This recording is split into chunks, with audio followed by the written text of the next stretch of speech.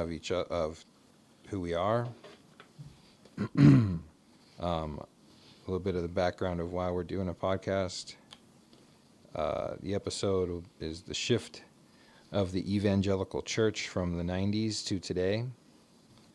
Then we'll cover changes in theology, worship styles, church culture. I have a few additional notes I put in about seeker-sensitive movement. It goes back before the 90s, but it really started booming, at that time. Megachurch influence. A little bit later, New Calvinism. Then integration of social justice. And under worship styles, so this doesn't all have to be negative. So under worship styles, I have some liturgical resurgence, communion practices. Under church culture, I have some things like education, like homeschooling and private Christian schooling have grown significantly since the 1990s. Influence of technology. Just to name a few things as we go through here.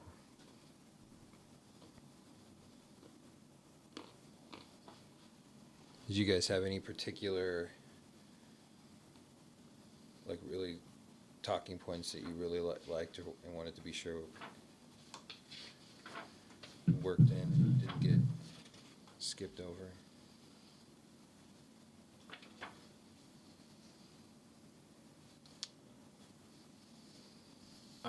I don't know. Not like. What do you mean talking points? Just like, here's a thought I've had over the last couple weeks, and I want to be sure, I would like to talk about or discuss it. Or Yeah, I think it will probably come up, or could come up in a handful of these, but the be interesting to talk about what honoring your mother and father looks like within some of this context, your spiritual, your church background, the sires who came before you, kind of idea. Even when you have drastic, see smoke machines in your heritage. Yeah. What do you do with that? Yeah. Okay. On here, yeah, I think that's good. What about you, Dad? I think when we spend a little bit at that same section there, certain individuals that have historically been influential, specifically with me. So from the 90s or just for you personally overall? Yeah, okay. So not necessarily directly related to the 90s, but in the 90s when some of this was going on. The writings and teachings that you were reading Yeah, in the 90s. yeah. That's okay. Yeah. Maybe we can do that early on, and after the introduction and sort of, maybe the launching off point can be your particular context of starting your ministry in the late 80s, right? And then in youth ministry. Is there, maybe there's no reason to, if it shows it's working, is there a way to stop and play what we did and make sure that there's audio? There is. We ran a few tests You already earlier. did, okay. Yeah. All right. Yeah, it would be disappointing. Yeah. It's not But going to be. it's also recording. You know what? That's a great question. Is there there's a slot back It here? is working, but yeah. If you could get some crickets for whenever I say something weird, if you just can push the crickets button. Oh. This is the one drawback of That's with the toilet flush. smallest room in the house. But then it wouldn't be a layer if it was real big. Layers can be big, That's like true. an evil Good layer, point. villain's layer. Even like Batman, that would be almost a layer, the Batcave. Yeah. Does it have to be a small disc or a big disc? Can't imagine. Oh, Wait, there is one in there. be a big disc. Like one of those old, like a floppy disk. Yeah. It says no SD card. But I guess you can just push record on this independently. Oh, 256 gigabytes. Should that be enough? Yeah. Okay, that way we will have at least the audio. It says remaining On time. one card, 256. Yeah, Wow. honest, it's a tiny one. 55. Hours, 46 minutes and 24 seconds. Epic podcast. Or is that 55? Is that 55, minutes? could be 55 days. I think it's 55 hours. It's not going to be 55 minutes if it's that many gigs, so it's got to be 55 hours. Yeah, okay. So, we are now recording on the SD, on the audio, on the Recording video. everywhere. Everywhere. Do we have an introduction, like a Intro music? real radio Yeah, it has voice? banjo Like, music. welcome to. Yeah. I do have some intro music that Matt Vosser did for me on a banjo one time. I can add that to the show. Yeah. All right. Well, Wait, just a minute. Okay, I'm back. Can you hear Okay. me chewing those Occasionally. through the headphones? yeah. Okay. I won't eat them while we're doing it then. The chocolate chips, maybe not. I can handle waiting Cashews, we can. 55 hours before I eat anymore. All right. Well, welcome to the first tentatively titled The Sons of Thomp podcast. This is hopefully first of many. And our goal here is really just we're a couple brothers and our dad, and we have conversations, and we thought let's sometime turn on the tape recorder and record some of these for whoever wants to listen in. So to the younger audience, what is a tape recorder? Yeah, I don't really know either. Okay. We'll turn on the SD card. Yeah. That's kind of old technology too.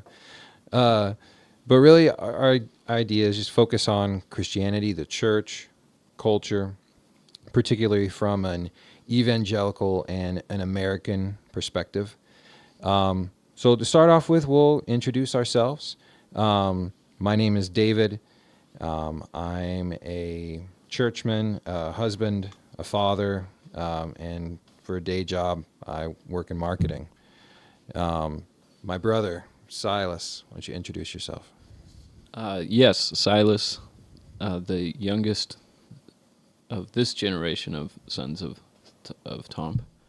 I like that. Also a churchman. And then I am a fine artist by trade. You are also a husband and a father. I am. Yes. I have two children, a young boy and a young girl. Advancing the generations of Thomp. Yes, that I was implied in this generation. Yes. And then, Dad, why don't you introduce yourself? And maybe here you can give us some of your back. You're going to have some more insight and some more first person, been there in the midst of all this going on. So a little bit of your background in ministry and, telescope out of the last 35 years of what that's looked like. Well, that's a lot of time. So yeah, I'm Paul, and I too am a son of a Thomp. A Thomp or a Thomp? Thomp. Yeah. Okay. Are we going with We're the going Thomp or with the Thomp? Thomp. The Thomp. Yeah. Okay. I'm a son of a Thomp. Who was a son of a Thomp, and so However, I'm a second generation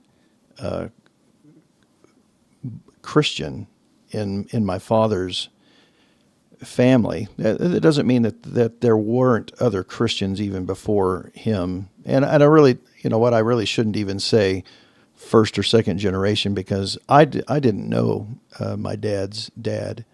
He passed when I was, maybe 2 years old.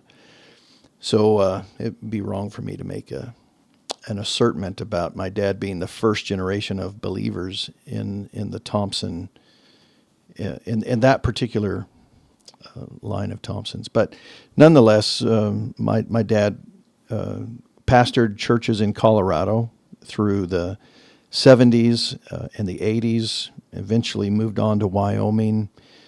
So I grew up in Colorado in all through the 70s. We moved to Colorado in 1971 and lived in really mostly rural, small, mining types of towns. Lots of movement in and out of a blue collar, hardworking kind of people. So anyway, my journey here, to be concise while still trying to give some detail.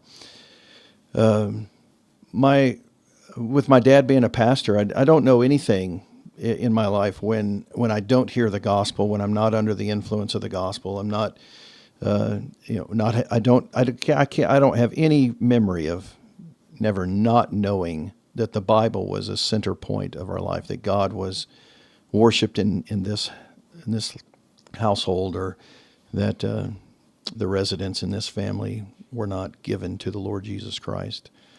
So that's just a bedrock part of my life. So probably when I for certain, a movement in my life toward what kind of gets called a calling into ministry. I think that's probably an appropriate way to call it, but the greatest influence of when I know that a drive toward some kind of ministry career or primary platform in my life came when we were living in Trinidad, Colorado, the city where I graduated high school in. And there I knew that at first I thought, I don't want anything to do with being a pastor. Grew up in a pastor's home, and I just thought, but I love the church, and every part about me wanted to do something inside the church. So in the 1980s, so 1985 is when I graduated from high school. The 1980s was a lot of things going on in evangelicalism in America. That really is kind of the finished product of the 60s and 70s. And so the 80s or everyone's head is kind of coming to the surface that, hey, you know what? We've got a hold of things. The world didn't end? The world didn't end. It didn't end in 1988 either, by the way. Because there was a popular book in the 1980s called 88 Reasons Why Christ Was Coming Back in 1988. So no, the world didn't end in the 1960s, the 70s, the 80s, the 90s, the 2000s, the 2010s, and here we are, 2024. So I don't know. It might end. It might also linger on for another, and this would be the patience of God, wouldn't it? It might linger on another 2,000 years. And so that kind of is in the middle of the 1980s is when I'm kind of coming to some kind of an awareness, disclosing my own thinking. You know what? I love the Lord's church, and I want to be a part of it. And so in the 1980s, we were kind of redefining a lot of things in evangelicalism. Assistant pastors, multiple staffed churches. It wasn't like that's when it began, but in the 1980s, it was wildly popular, and it was the going thing. And so the natural thing for me as a young man that people began to just kind of assume that hey, you know what? Your first step into church ministry will be a youth minister. And really before the 1980s, we called these kind of guys youth directors. In the 1980s, we started calling them youth ministers. And by the end of the 1980s and the early 90s, we were calling them youth pastors. And I, from this vantage point, I say that was probably one of the dumbest ideas. But nonetheless, I was one of those. And I'm living proof that was probably a dumb idea. But by the grace of God, here sits maybe it wasn't as experimental as it felt after I was through all of that, but there was definitely things that were foundational. The influence of my dad was just incredibly. Your grandfather, significantly influential in driving me to want to serve the Lord by loving His church and by caring for His people. So then I meet your mother in 1985. We get married in 1986. David's born in 1988. Silas is born in 1990. Yeah, I think I was there for both. I was in the waiting room. That was before dads got to go in. So anyway, nonetheless, so come early 1990s, I'm living in Amarillo, Texas, serving at a fairly large church in Amarillo, Texas, as a youth. Began as a youth director. Eventually, they upgraded me somehow to a title of youth minister. And did you get a pay raise? And no, I never got it. I probably got a pay raise somewhere along the way.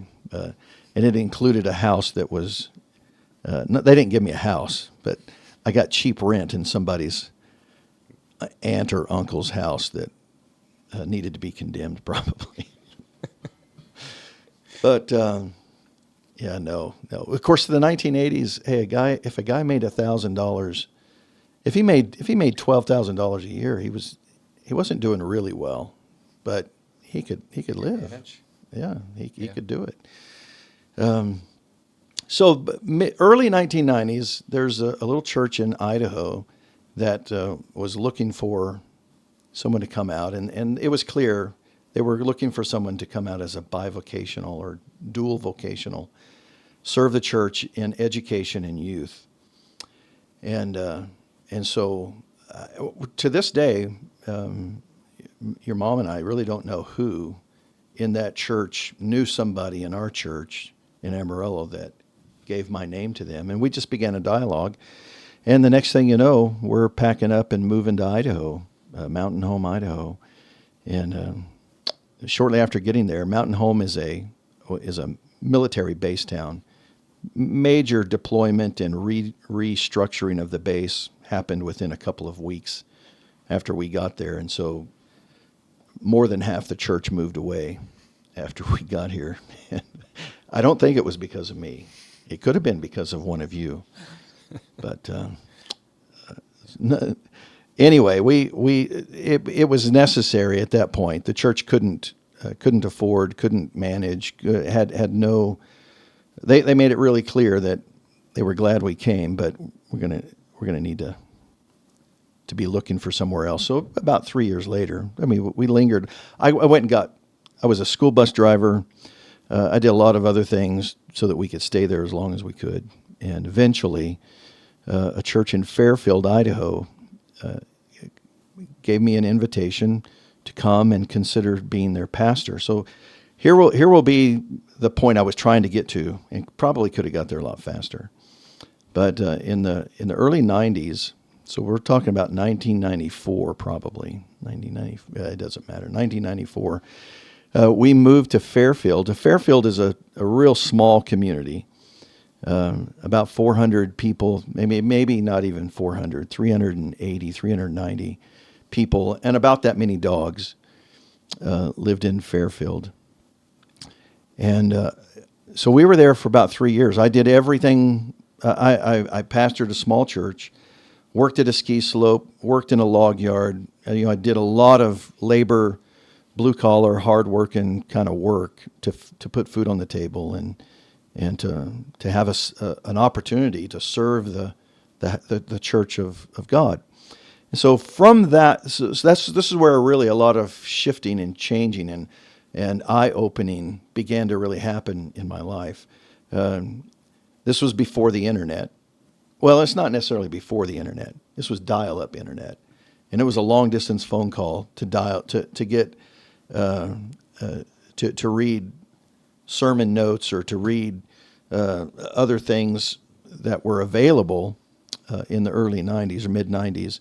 So I didn't have many distractions, and it was actually really really beautiful days. I had books, and so I began reading. And your mother worked at a library, and so I had access, and through interlibrary loans, I had access to a lot of books that we could get. And I began reading Charles Spurgeon. I began reading John Bunyan. I got introduced to A.W. Tozer. So those are some individuals who were dead, obviously, by the time I'm in the 1990s, but I'm reading their sermons. I'm reading their thoughts, and a lot of things start to roll through in my head about my relationship to the Lord's church and my role as a pastor, my role as a minister, and so that's really kind of that's a very long story. Well, I could have made it longer, most likely, but. That at least catches us up into the topic of where we're talking about evangelicalism in the 90s. By that time in the 1990s, I was pretty oblivious to what was going on in the 1980s, and the 1980s were pretty pivotally changing a lot of things inside of. My scope of ministry was always in Southern Baptist churches. I grew up in a Southern Baptist church and ministered in Southern Baptist churches. And so the 1980s, I didn't know this in Colorado, but the 1980s was a fight among the denomination, the fight over liberalism, the fight over egalitarianism, the fight over the inerrancy of Scripture was in full force. But where we were at in Colorado, we were a little bit isolated from that, and I wasn't really aware much of what was going on. But in the 1990s, I'm beginning to hear what was going on in the 1980s, and I'm reading these old dead guys, and I'm seeing there were some things that it would have been really helpful for me to have known a lot of things a lot sooner than I did. But I'm certainly grateful to have come across and be influenced as I have been. But so that moves us into perhaps some of the subjects and topics we're going to talk about in the 1990s of what was going on in evangelicalism. You guys were little boys. Yes. In the 90s. And then you had some more time in the late 90s for Idaho, a large Baptist church with a large-ish, for the context, youth group. And then the last 23 years, you've been pastor of a church in Twin Falls, Idaho. Right. And a lot more there. And then, me and Cy would have pretty similar experiences of growing up in Southern Baptist life in the 90s as children, and then in the 2000s as teenagers and into manhood. I got maybe a quick note here just for some perspective. Maybe you guys can feel free to do the same, but just share. I'll share, I guess, a specific tradition that some of my, my thoughts would be coming from. Of course, most broadly Christian, Protestant, Evangelical, Reformed, and then Baptistic would be where my thoughts are coming from. And then if you guys can share any difference there. Or... Yeah. I suppose I may be the one with the little bit of difference there, primarily coming on the rear end of that with some Presbyterian leanings. Yeah. So you're not considered the black sheep of the family. No, not at all. We can get into that story on a different podcast. The black sheep of the Yeah, family? Okay. yeah, that can be a different podcast. All right, so a little bit of why even are we doing this podcast? Talked a little bit earlier, just for fun. It's just the kind of conversations we have, and I don't have any grand illusions that people out there really need to hear this conversation from the three of us, and that we are the missing. People just need to hear from us, and we have such great wisdom that they can't get from their own circles. That I don't feel like that at all. But the idea of doing a podcast or something like this is an idea I've had or wanted to do, 15 years or so. And just one of those things that I've always, it was probably a couple years ago, I at least got to the point where I started writing down the things that I wasn't doing that I wanted to do. And one of them was, someday do a podcast. And eventually that list on my refrigerator got where there was no more room and I hadn't really done any of this stuff. And so a few months ago, actually I just I'm going to start putting this is each month, this is how I'm going to tackle and try to start doing this stuff. So in some respects, this is just born out of a discipline of, this is something I've thought I want to do. And so let's do it, and let's do it let's give it a fair shake. Let's get 10, 12 of these out. And if it's not something we need to do for the rest of our lives, that's fine. But that's really sort of at least for me, the background for why I dragged you guys into this. And then I do think that there is importance of discussing changes in the evangelical church, their broader cultural implications, their broader implications in the church that exists outside of evangelicalism. The church, and this particular episode or any others, I don't have any intention of this just being let's just be as hypercritical and negative of the church as we can for the next hour or whatever. And, if we mention some stuff that concerns us, and you're like, oh, that's kind of going on in my church. This is not a call for, leave your church or anything like that. The church exhibits confusing patterns of faithfulness and apostasy today, much in the same way that Old Covenant Israel did.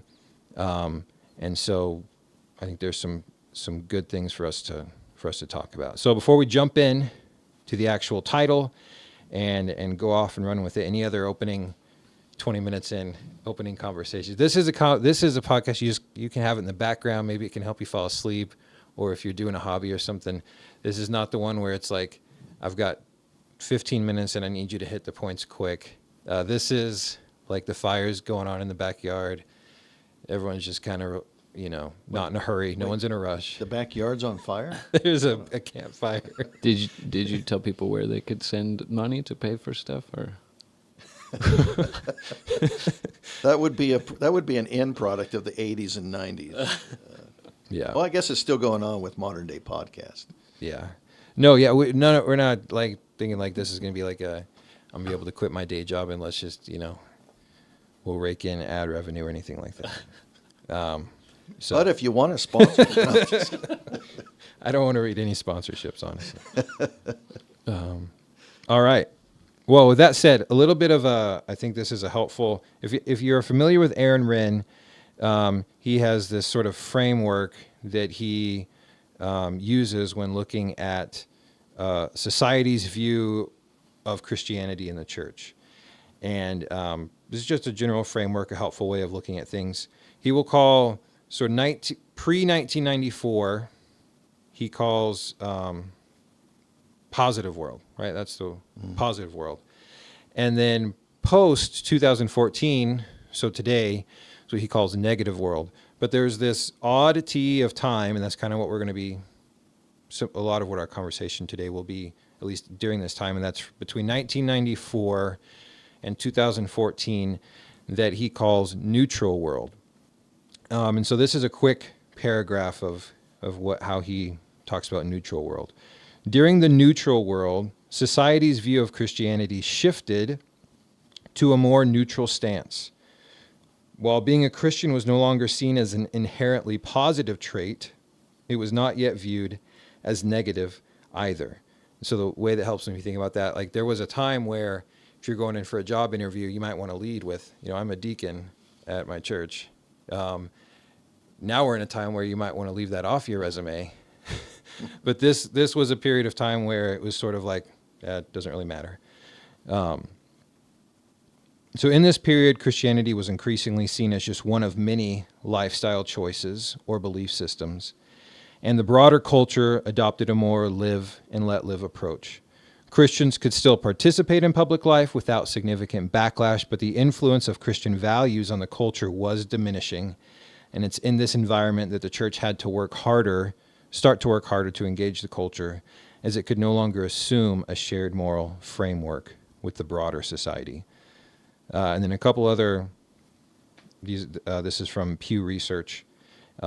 So from 1990 to present, in the early 1990s, the percentage of Americans that had weekly attendance in church was about 40%.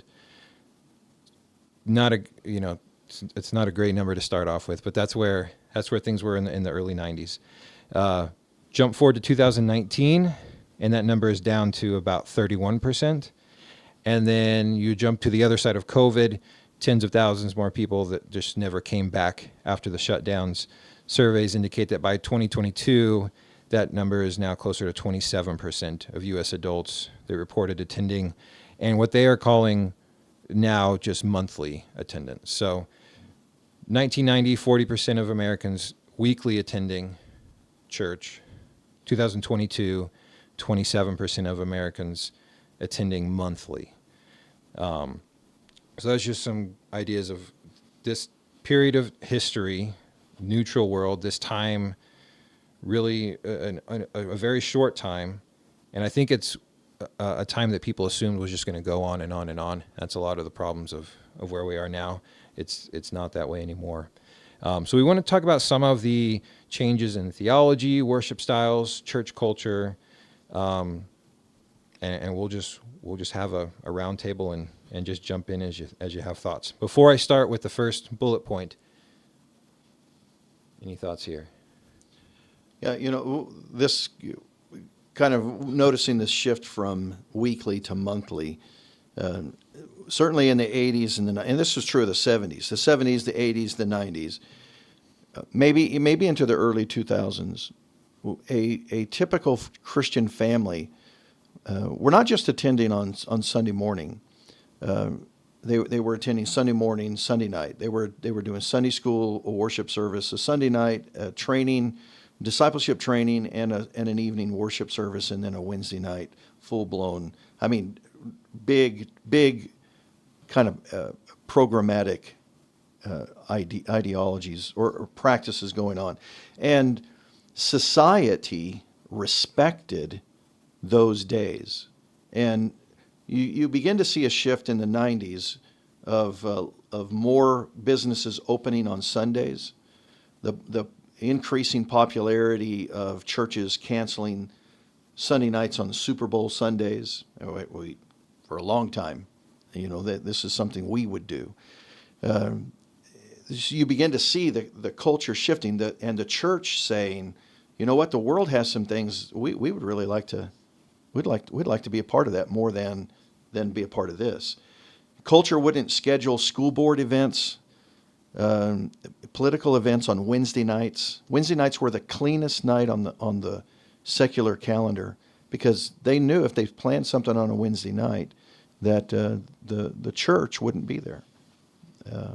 So those kind of shifts, that's a clear shift that has happened, and maybe the 90s were kind of the marker of noticing that it's shifting here. That idea of if the church's doors are open, we're there. Right. That kind of. I mean, there's good and bad in that, honestly. There were so the bad of that, there were things that the church was doing that was making family life really busy. Mm. So anyway. Yeah. All right. Well, the first thing I wanted to talk about here was the seeker sensitive movement. This actually, and kind of a note here, like the '90s didn't come out of nowhere. Yeah, I even think about, like, you're a millennial too, right?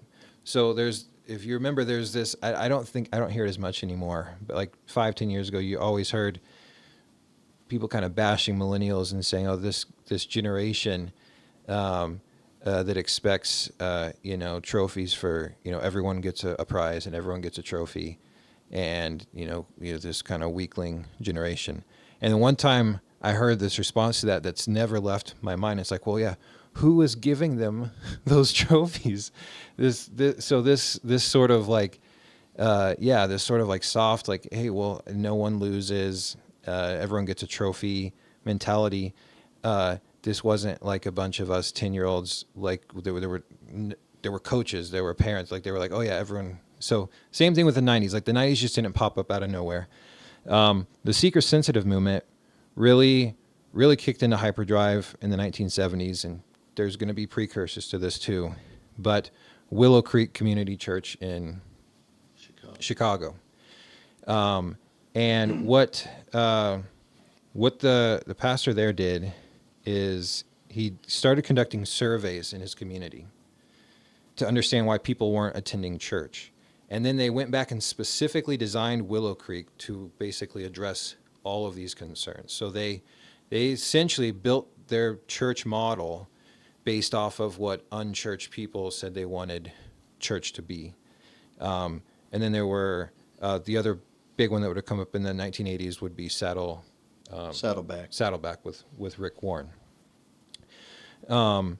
And this, of course, also very tightly connected with the megachurch influence that really starts to pick up steam in the 90s. Really, megachurch influence is sort of a post-World War II as suburbanization of America. And you start getting these churches with, I think the definition is like it's over 2,000 people. That's considered a megachurch. But so take a step back, seeker-sensitive movement. Maybe where did you see some of this stuff seeping in or being prevalent in your early ministry, and then as we pass Y2K and you start to see what it's like on the other side of the year? Yeah, it's really hard to put into words sometimes the kind of impact that these two, Willow Creek and Saddleback, had on evangelicalism. They were both models, both locations in the world's eyes was extraordinarily successful. And so these guys began writing books. They began holding seminars. They began, of course, Rick Warren, being a Southern Baptist, his influence is unimaginable upon Southern Baptist life. Even though his book Purpose-Driven Life or Purpose-Driven Church, that's the one that really kind of broke everything out into the open of this idea of surveying your community to find out what everybody wants for a church and then give them that kind of church. It was hard to go anywhere in the 80s. Of course, by the 90s, after the Purpose-Driven Church was published and out, and Rick Warren is speaking in most convention meetings and selling books in most Baptist bookstores and studies in most Baptist churches taking place, and not just in Baptist. I mean, this is across the lines in evangelicalism. The kind of influence that he had is pretty telling today. I think while it was all going on, nobody saw that this was the pathway to a liberal drift, and nobody was seeing that happening at the time. Everyone was just saying, "Hey, here's how to grow a church. Here's how to increase the number of people you're baptizing. Here's how to get recognized as a up and coming young pastor. You implement what these guys are doing, get some popularity, and the next thing you know, you're now the newest, latest, greatest guy doing things nobody's ever heard of." So changing by definition of the word change, at this point is not reforming, is not holding on to or not drifting away from, but introducing and doing things that previous generations had never thought about doing in the church. And so it is, and there's no doubt in my mind that there were real conversions, there was real change in people's lives. I don't know that I'm saying what percentage of that was authentic and real, but I'm not doubting real, authentic impact that era of time had in people's lives. But I will say that it's also pretty clear that it was extraordinarily shallow, and we lost ground theologically in that era. I think the church became more theologically naive in that era, and not theologically rich. Well, and sort of in a strange way, evidenced in that last survey, where there's almost this new church calendar that comes out of this, where it's the Lord's Day is every 30 days. Yeah. Or on a rotating once every 28 days. Yeah. Like, it's that deep. Like, the calendar is affected. And I know that's post-COVID. That's real recent, but COVID is just kind of the thing that shook all the stuff that was just hanging on the sides off. But that it's how it was shallow. I'm sure this analogy's been used before, but it was shallow and just acres wide. Yeah. And, you talk about that downplaying of doctrine. I think that we see, so even though most churches were not mega churches, they all sort of became like these mini mega churches. And so they did, even though they didn't have thousands of people and 50 people on staff and stuff, they were running themselves like those churches, and the pastors were modeling themselves. And so I think then you have in these smaller churches where it didn't have to be this way, but there starts to be this downplaying of doctrine. I can specifically remember on a Sunday night in Mountain Home, Idaho, where the pastor was trying to explain the Trinity, and I'm probably 8 years old, like something like 8 years old, and I'm sitting there on a Sunday night, and he's from the pulpit saying it's like water, steam, and ice. Or it's like an egg with a shell and a yolk and the whites in the middle. And this is what's this downplaying of doctrine. We can be quick to kind of like mock explicitly non-Trinitarian traditions.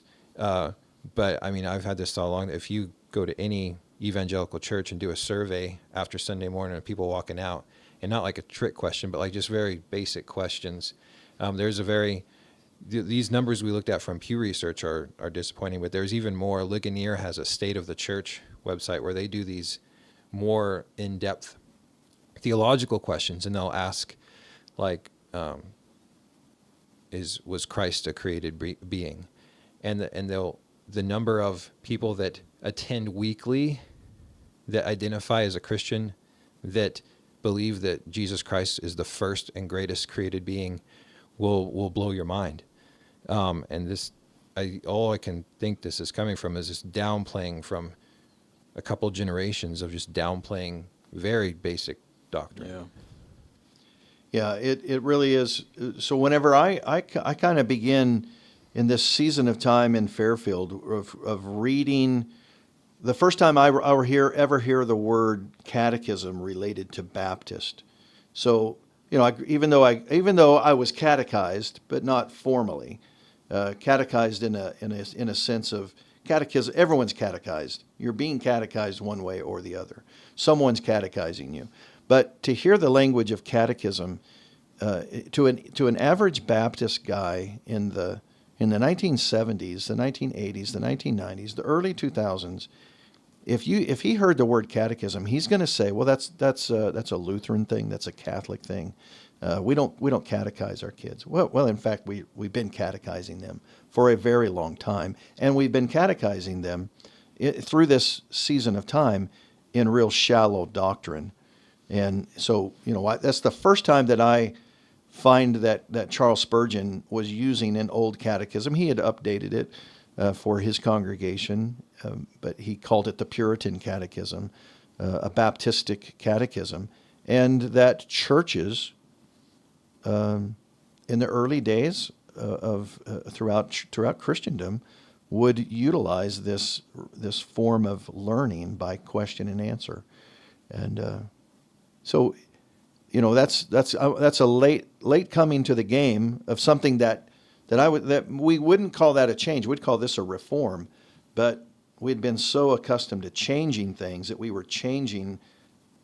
exchanging a good catechism for a shallow catechism, where people didn't really know theology.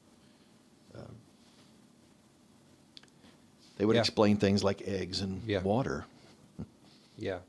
And, things like you mentioned catechism, but even something like, the Apostles' Creed or the Nicene Creed, like, oh, that's Catholic. Right. That's Roman Catholic. We shouldn't be, right. We shouldn't be doing that. Yeah. And I think that last part is the part that's real interesting, of not just like that's not part of our tradition, but those are dangerous things. Mm-hmm. Like they had an air of like, you start doing catechism classes, you're going to be Catholic pretty soon. Like it'll just run. It's contagious. Yeah. Next week we're going to start having mass. Right. Yeah. Yeah. Well, we're not. That was the idea though behind those kinds of words. It really was. This is a danger, like this is a slippery road that you go down this, and next thing you know, like you're checking in with the Pope before you get your toothpaste. Like that was the idea of what would happen if you do that. And and that had to have been part of these surveys where they're going to say, oh, it's too much doctrine. Like make it a little bit, and more enjoyable. And I think that goes into this next thing here, in performance-oriented services rising, I'm sure, in the 80s, certainly in the 90s and beyond, whether that's the music, honestly, whether it's the preaching, the praying. So performance-oriented, where as opposed to that is a participatory-oriented service, where you're participating in the service, but if it's you're not supposed to participate in someone else's performance. So if once a service moves to a performance-oriented service, you stop participating in it, and I think that was a part of this too. Yeah, there was a lot of things happening in that little stretch of time. You start finding church auditoriums dark during the music time. First of all, this isn't bad. I mean, this isn't evil, I guess I should say. I kind of long for a day when we no longer will have screens in the front with words on it, but that we'll become a musically literate people again. So 70s, 80s, 90s, the technology just wasn't there for us to flash the words up on the overhead projector, I guess. And we did that for a while. You put them on there upside down, and that's always a problem.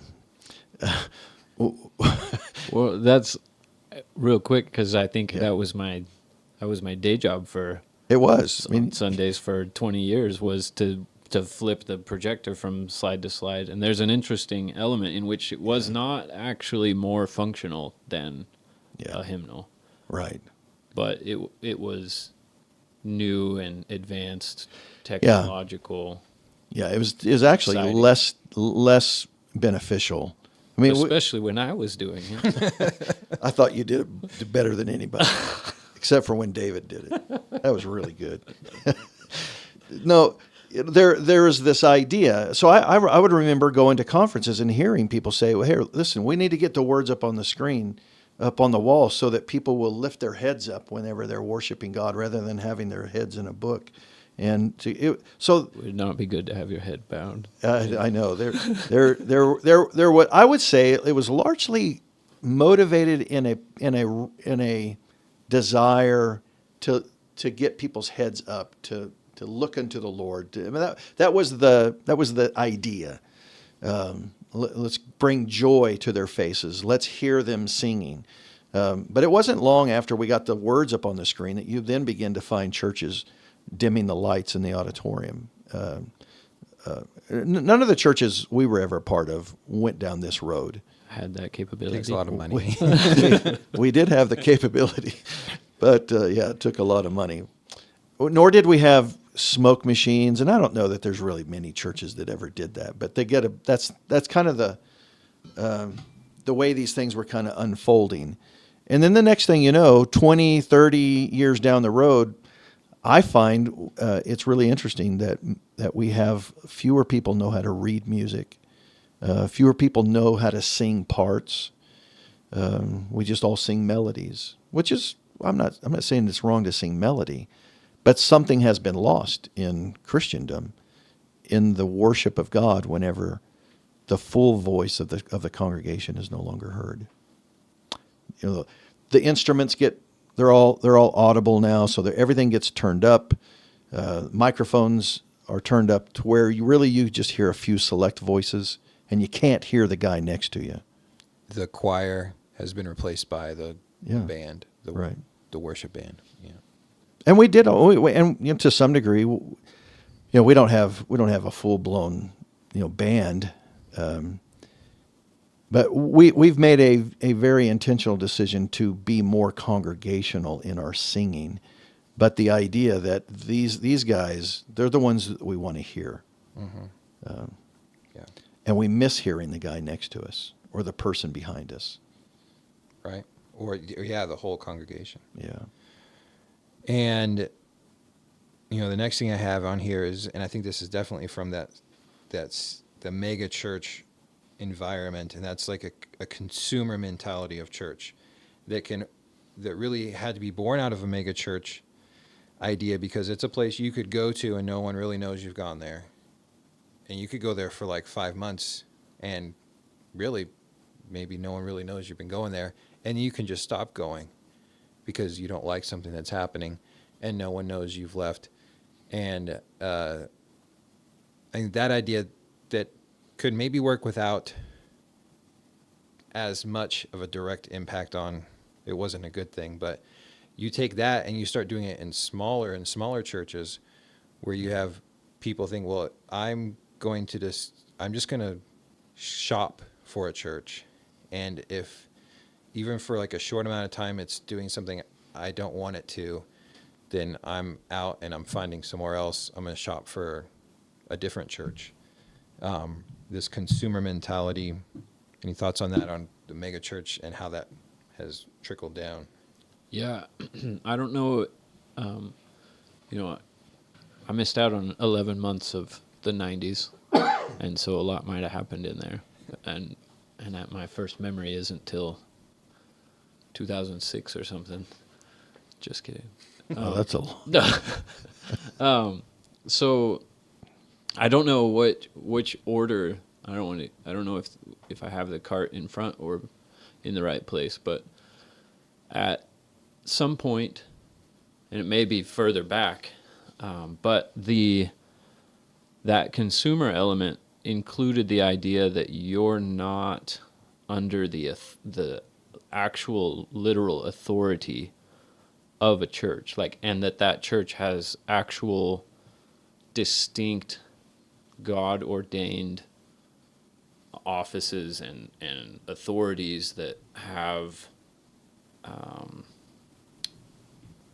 authority over your life on Sunday, on Monday, throughout the week, on the way you live your life, on the way you are training your children, on the way you're treating your wife, on the way you run your business, and on the way you worship on Sundays was included in that authority. So you didn't, at some point, we decided I'm the authority on how I worship on Sundays, not I'm under this headship. Mm-hmm. So looks like we're doing hymns, and I've got to figure out how to be okay with that, because it's not outside the boundaries or it looks like we're doing rock solid songs written 2 years ago, but that's the authority that this local church that I'm in. But whatever it is within that consumerism, whether it's just a lot of churches, and so the ability to just be like, that's cool, I'm going over there, for anything from the carpet to the music to that he sniffles too much while he preaches. Like, everyone became the archbishop in their ecclesiastical experience. I don't know at what point that happened, but that's the way it was all of my life, or has been all of my life. And you would have non-Protestants that would argue, well, that's the logical endpoint of Protestantism. Yeah. And maybe that would be a good topic for like a whole full-blown podcast of why it's a danger in Protestantism, but it's not. I don't think it's inherent necessarily to it, and certainly in the history of the Reformation, that type of loosey-goosey is not there. In fact, Right. There's a significant amount of authority, and like you don't actually have freedom to discovenant yourself from this church.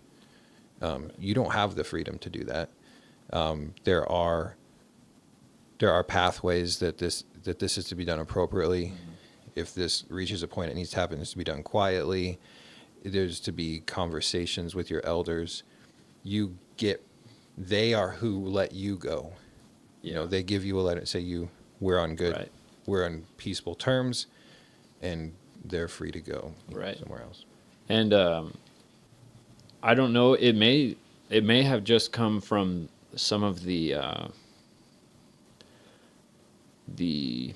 excesses of our culture, where there's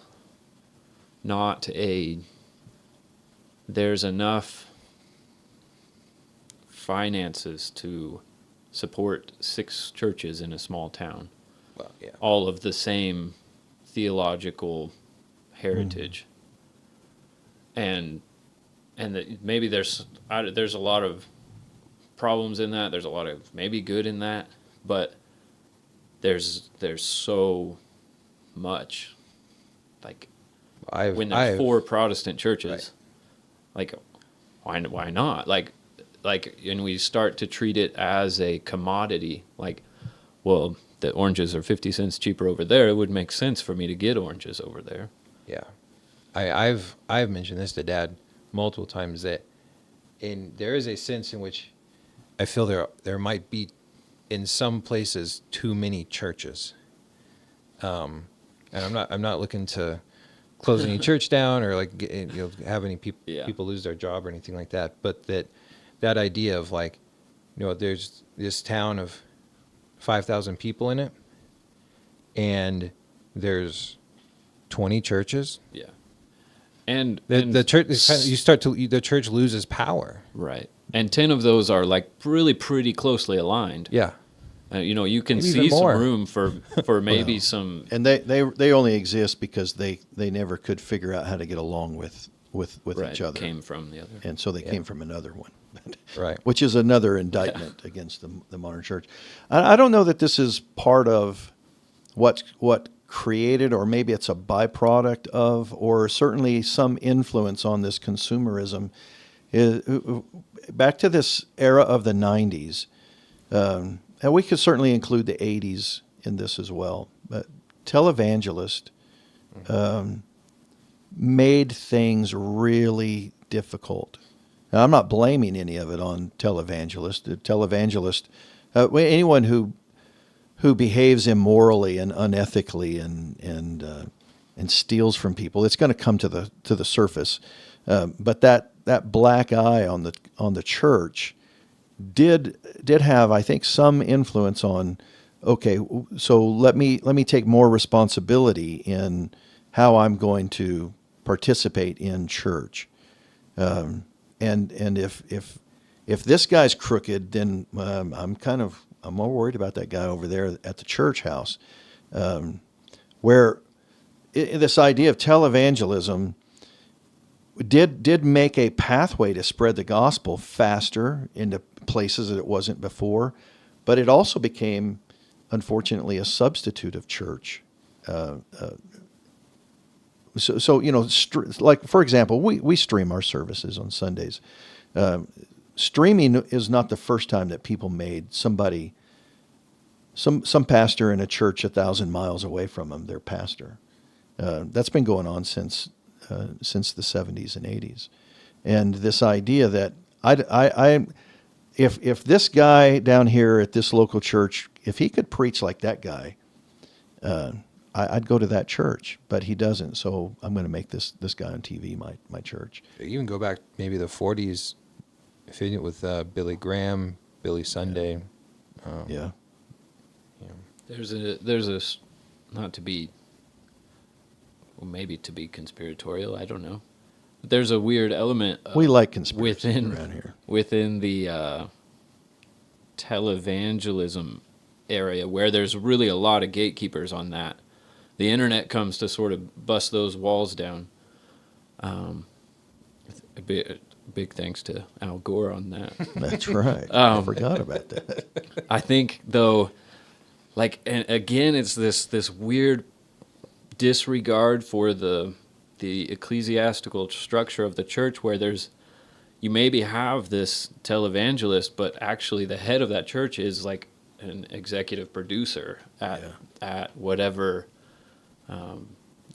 entity this thing is being broadcast from. Like, there's all kinds of financial pressures. If he's not getting enough calls in, like the church is over because he didn't get enough calls in, and like that's not really one of the things that should be affecting whether the church stays open or No. Yeah.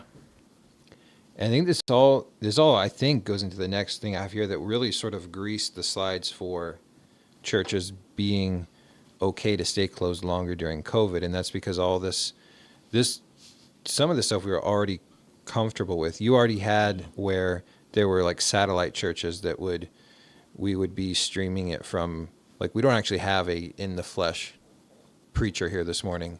It's being streamed from, the mothership. And then because it's all streaming, it's really easy and it's become affordable.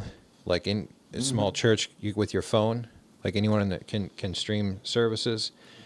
And yes, there are, I think, blessings with television, with streaming, with internet. Right. And those blessings will, I think, only grow.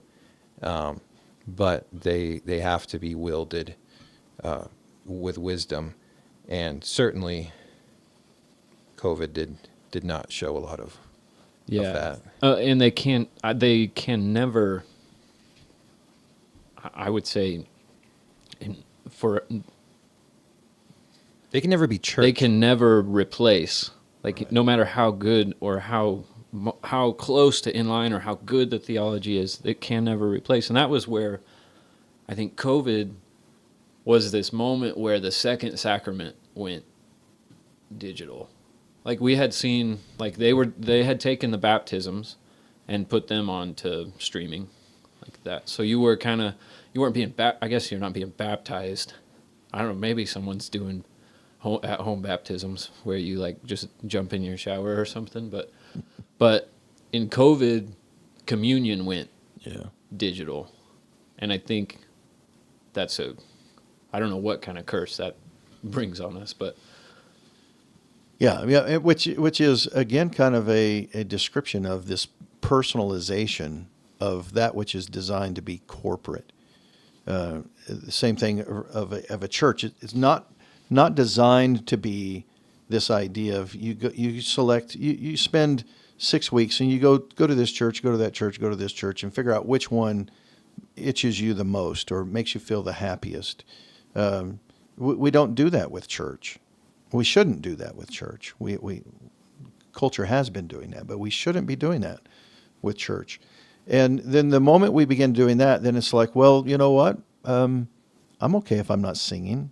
I'm okay if I'm not taking communion, or if how many times was I watching a friend somewhere online during COVID, which, by the way, I'm so glad we never closed things down at our church, and we never did some of the silly things. We've done a lot of silly things. I don't want to give any implication we're not guilty of doing silly and stupid, but during COVID, there was a little bit of a temptation to try to.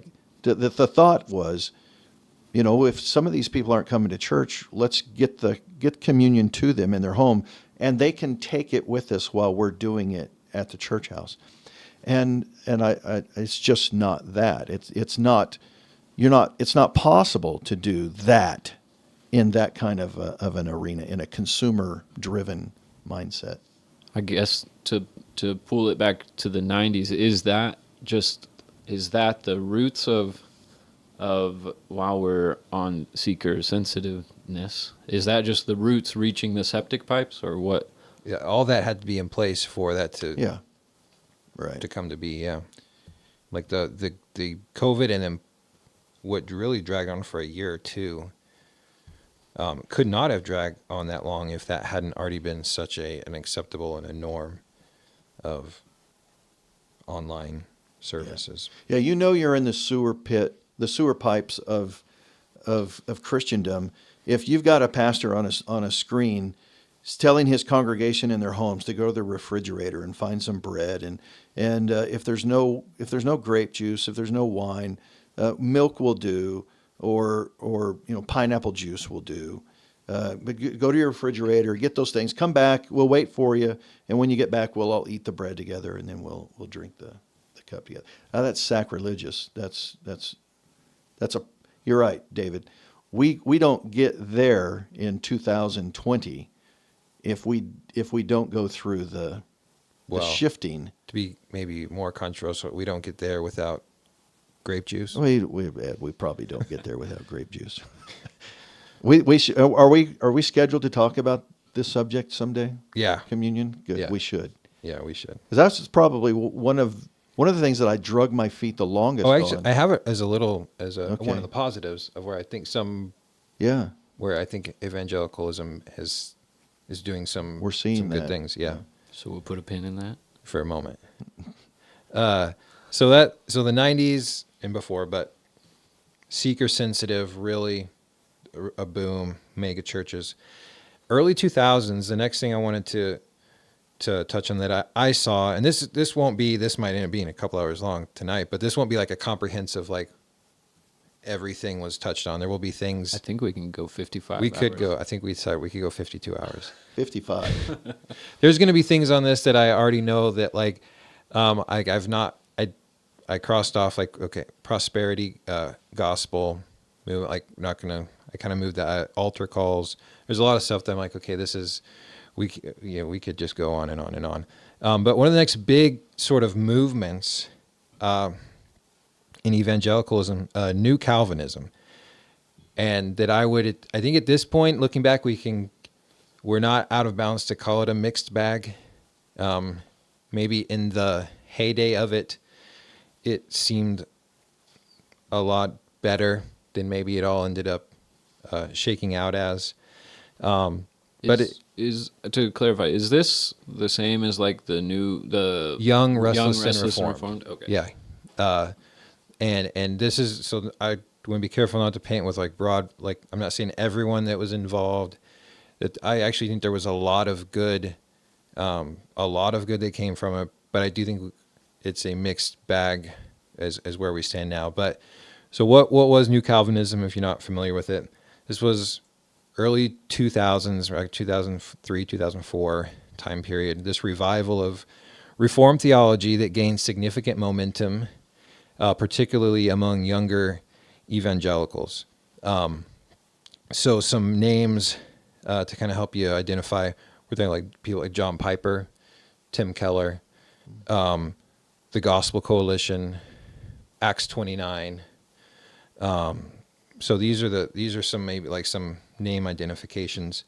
I think there's a lot more positives that we can point to here than we could with seeker sensitive. I think it was bringing this this theology back to the forefront. It was reaching people that didn't even know. Like you had generations of people that, and I'm part of this, that I didn't even know there was an alternative to being an Arminian dispensationalist. I didn't even know what those terms were because I just thought what those things were was all that there was. Right.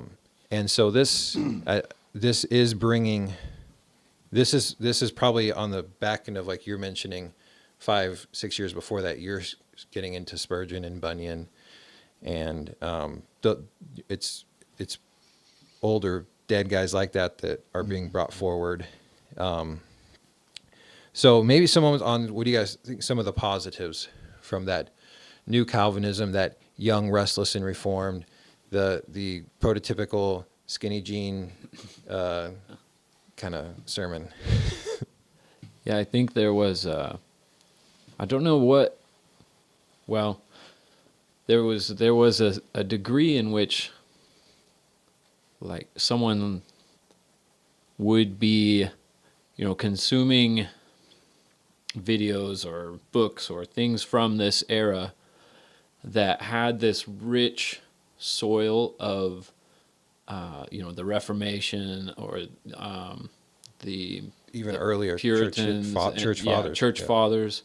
And so there was a sense in which, like, despite the failures of a leader in that movement, the people were, like, there, to use the root analogy again, like, some of the roots were just getting down, like, into that absolutely rich church history, the just the regaining of a lot of just doctrinal soundness. And I don't know what caused, it's almost,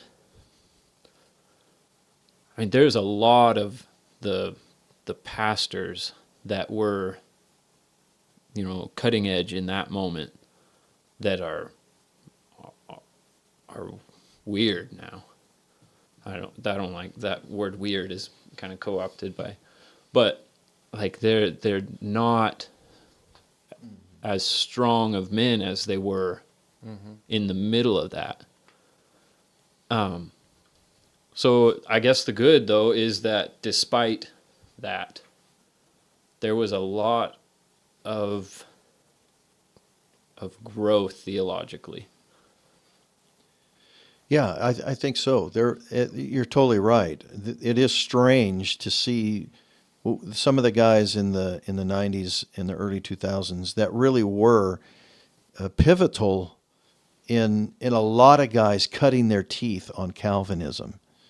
That prior to that, not obviously Baptists are not the only people who exist on the planet, but in our circle, in our place of influence, there really wasn't this idea of if we heard of Calvin, it was usually presented in a very negative sense, a dangerous sense, and then you start hearing a guy like John Piper, who preaches theologically rich Calvinistic sermons, and I'm meaning his early days.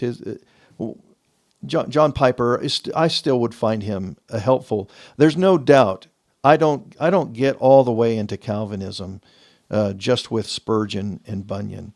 It takes a John Piper to really help me put articulated words into place. And yeah, it's awkward. I don't think it was just COVID, but COVID exposed a lot of things about some of these guys. It was a little more dangerous. A lot of, like, the money's not where the mouth is. Yeah. With I mean, I guess I don't have, like, you would take someone like a Chandler or a Keller, or there's the International Mission Board guy, David Platt. Yeah. And where, the first sign of resistance culturally, like, there was a bit of a crumble. Well, and I think it's from this vantage point of saying, okay, we have some concerns with this movement, and particularly with where it went, would be, I guess from the critical point of it would be we see some woke sort of Right. outcomings of it. And so not just COVID, but with some of the way that things like race relations are spoken of in a way of critical race theory, for Right. one. And then also homosexuality as a bit of a not very strong point, particularly now they would like practicing homosexuality, yes, but the having the proclivity or just having the desires, Yeah. that being something that is actually that there's honor or admiration in that. So those will be some of the areas that certain, and not everyone, like New Right. Calvinism is like an idea of a large movement. This was no central hub, or I don't know if that's kind of like the idea of Big Eva maybe, but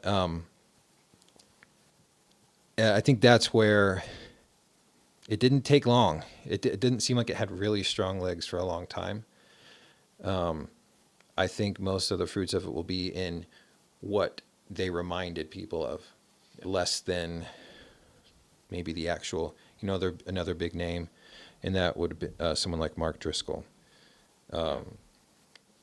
So, Yeah. yeah. Yeah, and it's I think that's a good analysis at the end of it, is that the things that got left after being washed over by those 20 years of both the George COVID Floyd. troubles and the George Floyd troubles, And like Trump. the things that remained were, yeah, and the things that remained were the things that deep soil. That was the thing that really stayed. Yeah, yeah. Another individual in the '90s that I think I first come across hearing of Founders Ministries and Tom Askell somewhere in the late '90s. Even though Founders really got its go in like 1992, maybe even prior to that, they had held a couple of other reclaiming of Baptist heritage. The Baptist heritage really is here in the Reformed position, not in this new dispensational, easy go, seeker sensitive popularity of the 80s, 90s, 2000s. There's this, at the same time, a desire by a guy by the name of Tom Askell, who really is not as popular as John Piper, not as popular as Mark Driscoll, not as popular as these guys, but very intentional about reclaiming Baptistic heritage in the Reformed position. Extraordinarily helpful for me, a guy like Tom Askell. And really his brother Bill, a pastor in Oklahoma, has been as helpful for me as even Tom has been. Both of these guys have had positive, good influence on me. Yeah. Some deep cuts. And not just new Calvinism, but Reformed. Because I think there can be a distinctive difference. Some who would hold to a Calvinistic. Well, they're definitely, New Calvinism had a lot of charismatic Yeah. workings too. Yeah. And Yeah, it did. the jeans were a lot tighter. They were a lot. Yeah, I don't think, these guys I'm talking about, I don't think I've ever seen them in skinny jeans. But and that the last kind of note I had on New Calvinism was, and I don't think this is not only in the New Calvinist movement, but it was definitely a piece of that's celebrity pastor culture, which it goes well beyond New Calvinism. But and just know here, like there's no one, at least that there's no one's name that's been said here that I would not consider a brother and a Christian. But there are names we haven't mentioned that maybe, but no one that we've mentioned here. But there are concerns and there are strong concerns. But I'm not, the point of this, and I'm not coming from a position of I can tell you that, this person is is an apostate. Yeah. You know? I think to try and tie the 90s again in there, the internet is really what allows this kind of thing. I mean, we have a history of conferences, but as far as like getting it into like Jack at the warehouse, like having access to it, the internet really gives rise to the idea of the plethora of celebrity pastors. Seems like prior to that, the celebrity pastor is still an idea. I'm probably way back, but you end up with like 3 of them for a huge region. Yeah. Not, 800 of them for the whole globe. Like, and Yeah. everyone has access to all of them Yeah. and everything they've ever said. Yeah, and I think the celebrity pastor thing is there really is a trap there, where there is good. Historically, there's probably always going to be and always has been a pastor in a certain era who's more well known and well liked than anybody else. And sometimes they can be gifts to the church. They really can be. Sometimes, and this is just where the church has to exercise some caution here. But one that I might put on the other list that did show up in the late 90s and early 2000s, wildly popular, Rob Bell, and does a circuit of sermons and seminars all over the country. And then the next thing you know, I'm not even sure this guy. Well, he fully has rejected Yeah. historical Orthodox Yeah. Christianity. Oh, were you done? Yeah, I think so. I think I was just acknowledging that there is an inherent danger in the celebrity pastor, that at some point down the road you can really tell, was he authentic or not. Another just a point of interest, I guess, on the topic of celebrity pastor is that historically the celebrity pastor would have influence on like a congregation, but now you could have 50 men in a congregation and they're each, there's not a crossover. Like everyone is listening to some different celebrity pastor. And I don't,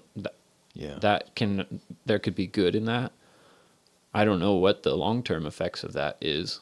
But I think it leads to like potential, like real minute tribalism, weird online On the writing of many books, there is no end. Right. Yeah. Yeah.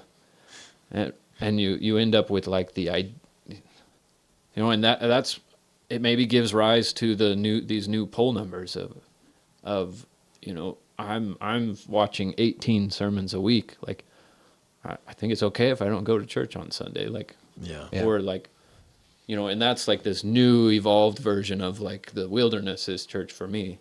And now like, well, I mean, how many sermons did you watch this week? Yeah. And actually there's a power in the one that was given on Sunday under the influence of the Holy Spirit that the 19 you watched on YouTube don't necessarily have. Mm-hmm.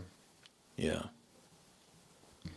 Well, and so then the idea of what, sort of from our perspective, some of the woke trappings of New Calvinism. The next thing I had was just broadly the integration of social justice. And I just had a kind of an anecdote for myself. I went to a youth camp.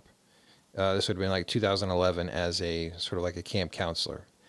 And all of the staff was given this book by a man named Richard Stearns. I think he had just written it, called The Hole in Our Gospel. This was sort of like there may have been others, but this is sort of like the mainstreaming. This was the time of this social gospel. And social gospel goes back to, that's where the main line fell off the tracks like a century before. So this is not like new, but it's breaking into evangelicalism. And this idea that social action is the primary way to live out the gospel. And really it comes from some other, even you go back earlier in humanism, particularly humanism's use of words like love, like charity, that can be especially troublesome because they actually they're borrowing our terminology. They're borrowing Christian terminology. This is the Enlightenment just sort of piggybacking on Christendom's virtues, and it really just leaves the church befuddled. And I think this is really a lot of the concern with the social gospel and with social justice, is that, yes, the concern for the poor should be very high, and the church has failed in a lot of regards, I think, in caring for the poor, and in caring for those that we should. And I think it should be higher.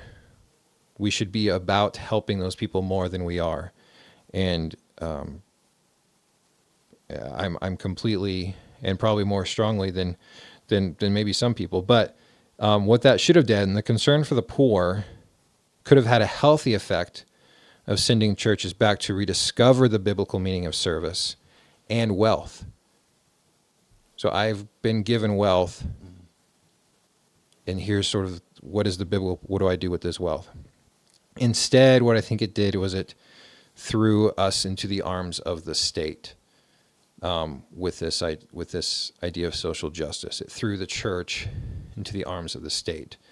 So what are you guys' thoughts on social justice, the social gospel? It's working its way into evangelicalism, and it certainly all hit ahead like so many things did in 2020 and since then. But what are some of your guys' thoughts?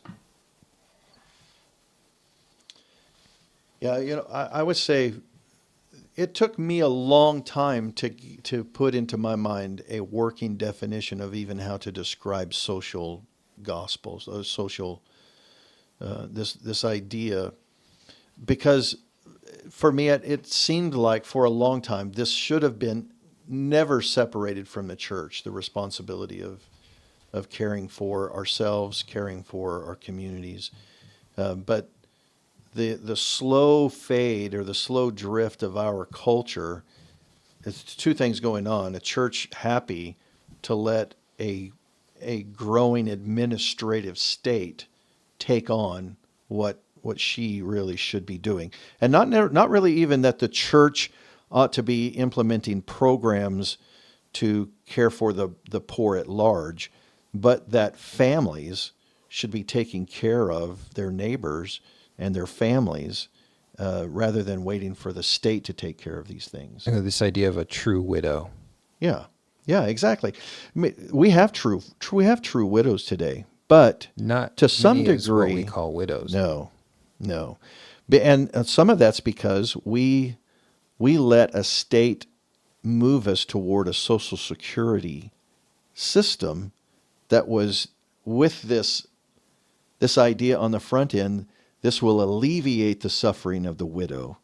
And you know what? It has to a large degree in some cases, but it's also taken the responsibility away from the church. The church's eyes are not open to the real needs of the real widow because retirement programs and Social Security. Yeah, and some of that there's a couple of things that maybe they're not distinctly unique to the United States, but maybe they are.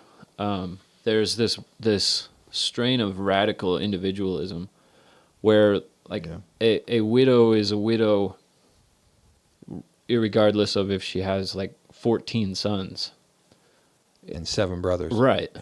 Yeah. Instead of there's tragedy has happened, but thank God he has instituted an order for this thing and a way for her, those who disregard their family are worse than unbelievers. Right. There's a next order there that we cut out because we made everyone individual Right. persons, and then on. I think, and real quick, Yeah. the seeker sensitive idea comes back to here, because there must have been a time in church history where if you, like, your father dies and your mom is left with no way to care for herself, and you don't support your mom, that you're under church discipline. Right. Right. Like you're gonna, that's not the kind of church discipline that you see now. And there's a problem where a wealthy state comes in, and it's a real temptation for, like, the husband dies and the son can care for the mother, but the state cannot give her double. Yeah. And so there's this real mammon, just financial temptation Idolatry. that's involved in all of that. I think back to the social justice, what's the umbrella theory that goes over all of that? Critical race Critical theory. Yeah, critical theory. Yeah. Like America has a particular problem with understanding time, I think, as Americans. There's a saying that to Americans 100 years is a long time, and to Europeans 100 miles is a long ways. But like, it's crazy to think about. The timeline in America is pretty bizarre. You know, I have a living grandmother that at the time of marriage, like, interracial marriage is illegal. And then, you know, her grandparents were living in radically different racial relationships. And then on top of that, there's the fact that the United States, like, is one of the quickest nations to, like, have slavery and end it. The window of slavery in America is very small. But somehow we, and I'll say we because I think the church was sucked into it really hard, probably because of our education, and the influence of the Enlightenment on our education. But we took it hook, line, and sinker. You know, it was over the course of like 3 weeks where, like, you can't, in 2020, you cannot be in the same room with someone at church, to like a packed room and the pastor is like washing the feet of black people in there and asking for forgiveness. Like there was this real, there was just zero preparedness or education to see critical theory coming down the line, or how it had already set up shop. Yeah, how it had already set up shop. Academia, Decades of time had been setting that up. Which the seminaries, exactly was where I would say this ties back into what was going on in evangelicalism in the 80s and the 90s that made the way for what would then show up in 2020. You could probably always trace back what's going on in the seminary. Say 40 years ago in the seminary is what's currently going on now in the pulpit, because it takes a long time. I think it's fair to say that there was a time when the pew of the average American was more theologically aware, and so it would take time for a couple of generations attending very liberal seminaries to be able to then have root in solid maybe it's not perfect, obviously. No church era is ever perfect, but an evidence that they're theologically they're theologically in a position to not be taken down a wrong road quickly, unless you've been under the preaching of woke theology, critical theory. Largely for, you got pastors now in pulpits who've been trained in those kind of seminaries, and that's what the pew's been hearing for the last 20 years. They didn't know that's what they were hearing, but that's what they were hearing. Yeah. Well, next up I have in worship styles, the first two here I think are actually some positive things that we can look back from, 1990 to where we are now. Some things that I think there's been some good trajectory with the church, and that would with evangelical church. That would be with a liturgical resurgence and with communion practices. So you guys want to jump in on there? Any of the liturgical practices, a resurgence of liturgical practice, and then communion practices? Yeah, I think something that Dad hit on earlier, in catechisms, was the idea that the idea that a liturgy is unavoidable, and your communion practice is unavoidable. So it's not whether you have a communion practice or whether you have a liturgy. It's just what is it? And I guess that's just started us off with that. Yeah, no, that's exactly right. And so in Baptistic life, so, I think we can basically take a look at church history and see, well, how much more liturgical we were 100 years ago. Nearly all of my growing up, well, part of it maybe because it was rural Colorado, real relaxed, real informal, but yet very standardized. We would do responsive readings nearly every Sunday. We took communion once a month or once every other month. So, that wouldn't necessarily be something that I say, look, we've actually gone back there. We've gone there, and we've gone even further back to where, now we are at our current church, we're taking communion every Sunday. And we've been doing that for a very long time. And then within the last couple of years, we've introduced, or let me back that off. We've not introduced, we've reintroduced communion with wine. And so then, you begin doing a little church history and an American history research, and you begin to find exactly when and why we stopped doing things that we were doing that were actually really beautiful. And then we grow up in a time where we think, well, Baptists obviously have never used wine in communion. And that's because we don't have a good concept of time. We've not been good students of history, and we've also not been real honest about the negative influence that feminism has had upon the American church.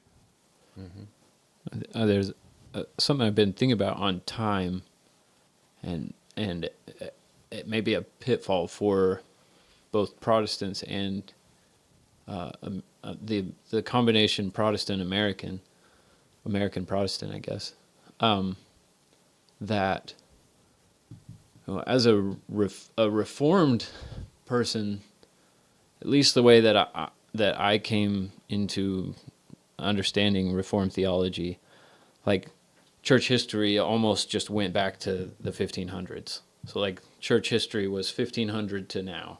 Martin Luther. Yeah. And Apostle Paul. Martin right. And then as an American, like there's this weird anomaly within that my country like didn't exist for half of that period. Yeah. And so there's a real tendency to have this just a real weird lens that I look at things through.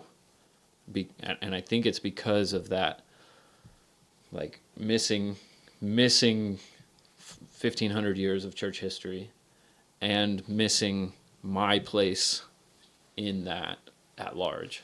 And when there is an attempt to look at that church history, it's done poorly. Yeah. With like the trail of blood type of the Baptists will try to. Yeah, and that really is a good point, because there will be many Baptists who don't know what trail or what ancestral line we are of. We are not of the trail of blood. We're not Anabaptists. We're not Anabaptist. We're Baptist, which makes us Reformed in the era, in the same breath as Calvin. We're in the same arena, but the idea is that we are this individualistic, separated from, non-confessional, non-liturgical. That part got fuzzy in Baptist history. And what might be interesting, so we're coming at this from like a evangelical and a Baptistic evangelical. There might be some people sitting here today that are like part of a Episcopal church that are like, our liturgy has gotten like dry and stale, and we also need a liturgical resurgence, but in a different sort of way. But and then communion practices, I think we only should expect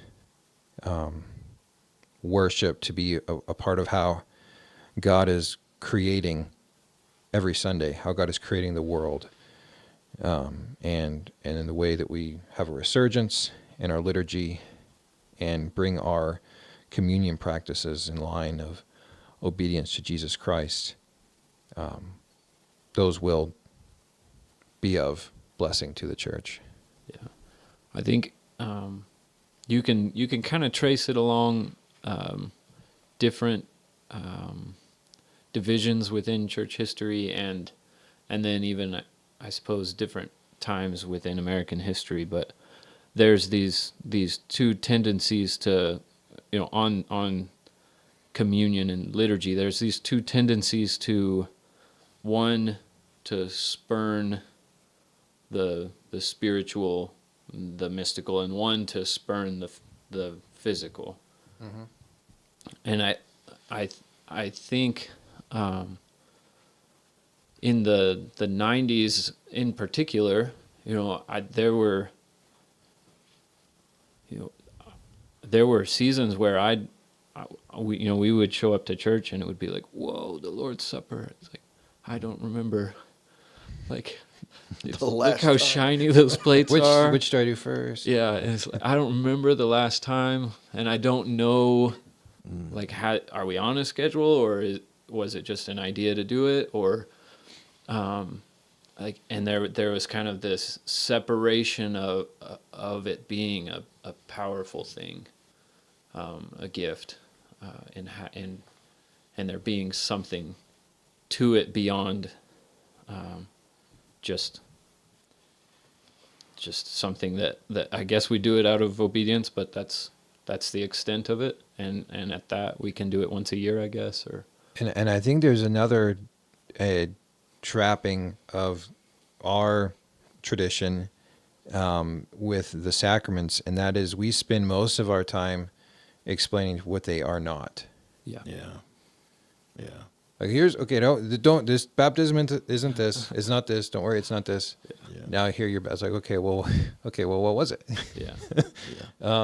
The bread is not this, and okay.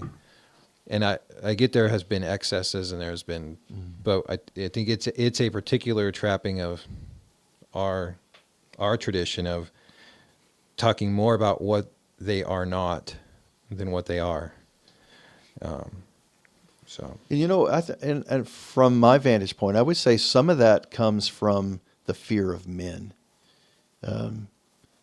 This is a real danger for pastors who do something and they make reformations, and then there's pressure from people that you're becoming like this, you're becoming like that, and so then what do? You start explaining it all your explanations are in the negative, and you're missing that we're actually at the table to commune with the Almighty, and we don't have to fight off what this isn't.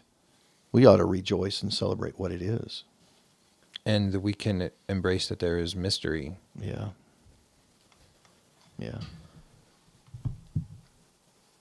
You got to take a pit stop. Yeah.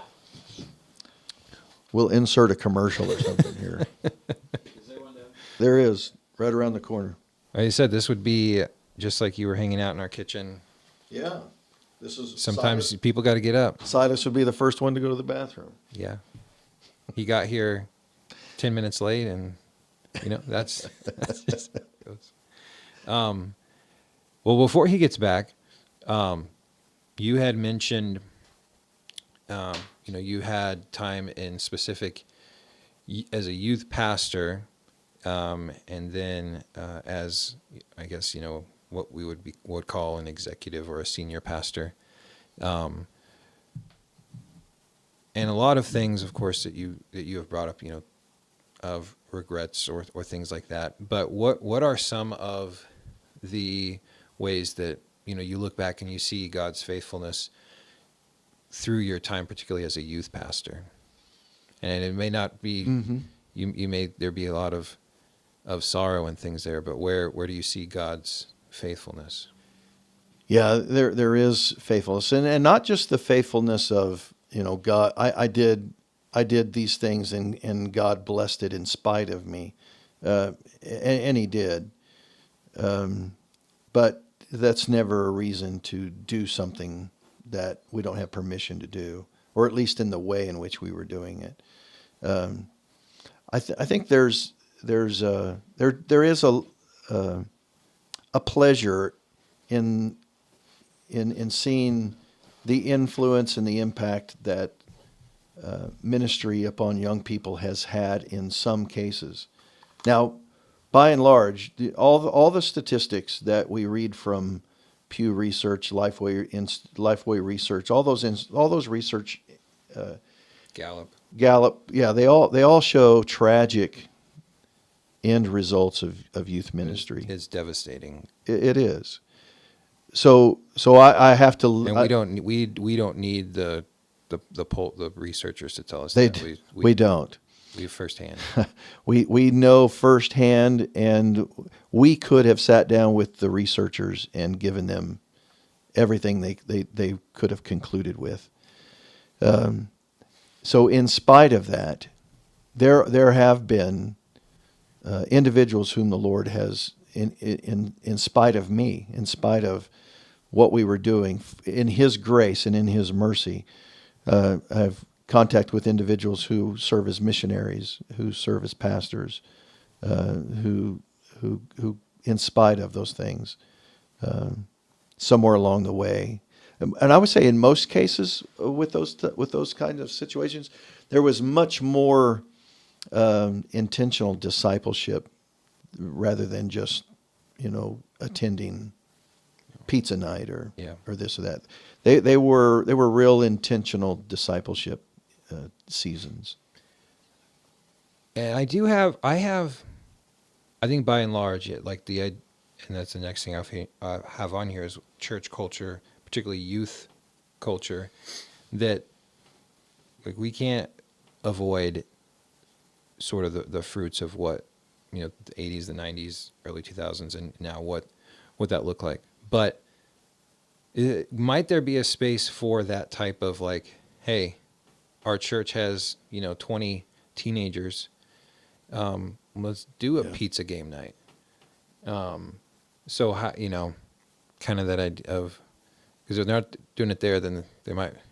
I guess that there's a trapping there too of as long as that's not the way that should be a way of fellowship of people who are already believers. It's not like, let's go try to, after school, get everyone to come here for pizza, and then we'll try to slip in the gospel.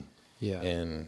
And that was most of the instances that I remember, like a pizza party, not all of them, but it was like, it's Sunday evening and there's a church service in here, right, but there's pizza over here.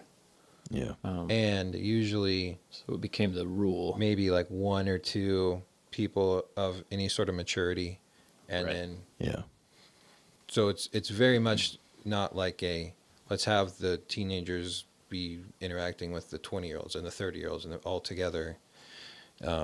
Let's just, and that is, I think, an an Americanized, individualized, and also like coming back from like the 1950s and 60s of like very a specific youth culture. And the church, well, if our country has a youth culture, then our church needs to have a youth culture for them to slide into. I think that's where, I don't know how much earlier they went to this, but I know certainly in the 90s, and then I think up till now, but like big youth conferences, big youth events, contemporary Christian music, has been, I think you could say both of those things, mixed bag at best, and a lot of concerns. You could just look back at just the people that have fallen in contemporary Christian music, just completely apostatized. We could just go down a whole list of names, and these were the people that you would show up on Wednesday night and like, this is playing in the background as you're coming to church, and then we're going to these big events that are usually centered around a really big fun thing that we get to do, and then there's all the music, and then I think we saw that America has a youth culture, and so the church needs a youth culture, and it's kind of like a lame knockoff. It's like, it's honestly not as, like, it doesn't produce, like the art it produces is not as good.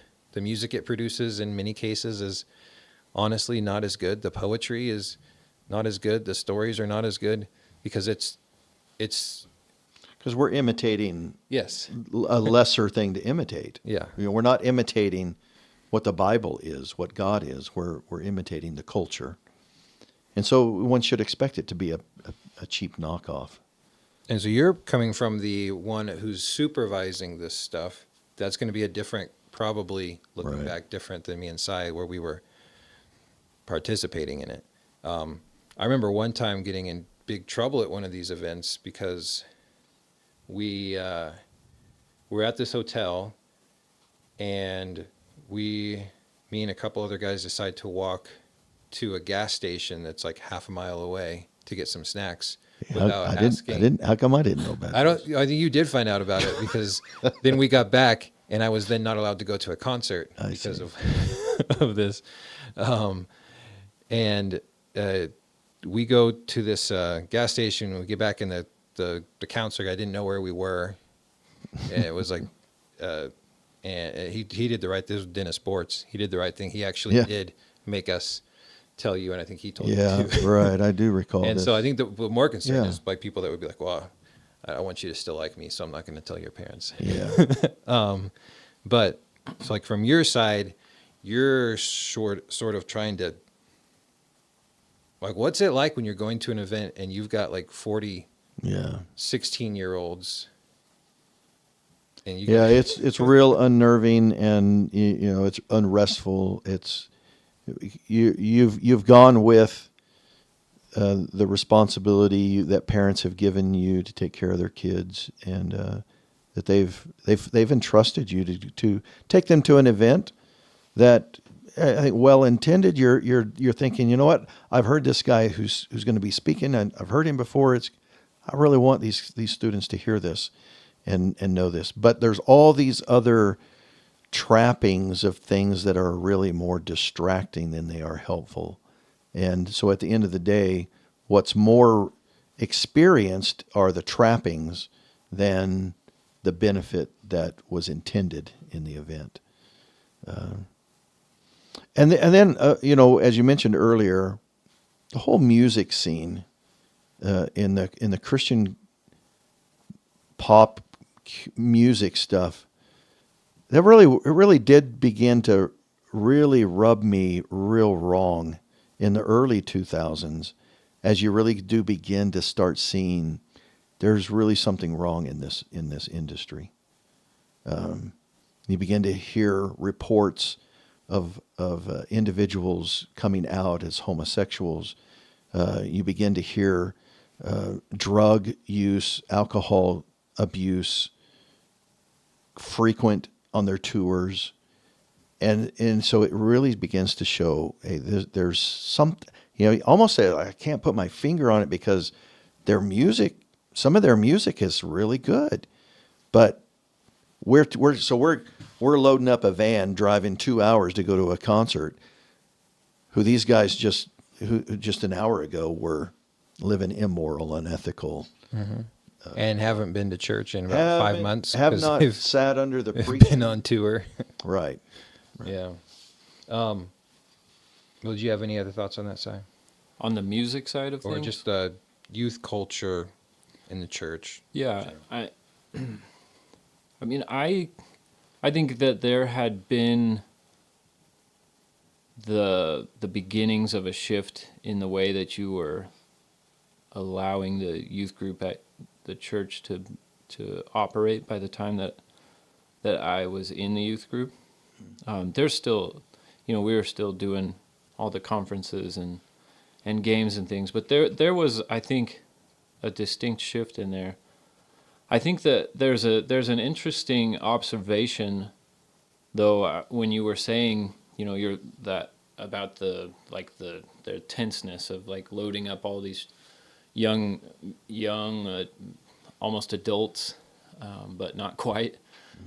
There's an interesting reality that maybe it's anecdotal, and I'm sure it's not across the board, but the most church or youth pastors or leaders that I can think of at best have small children and have never raised a child through the years that they're in charge of 50 of them.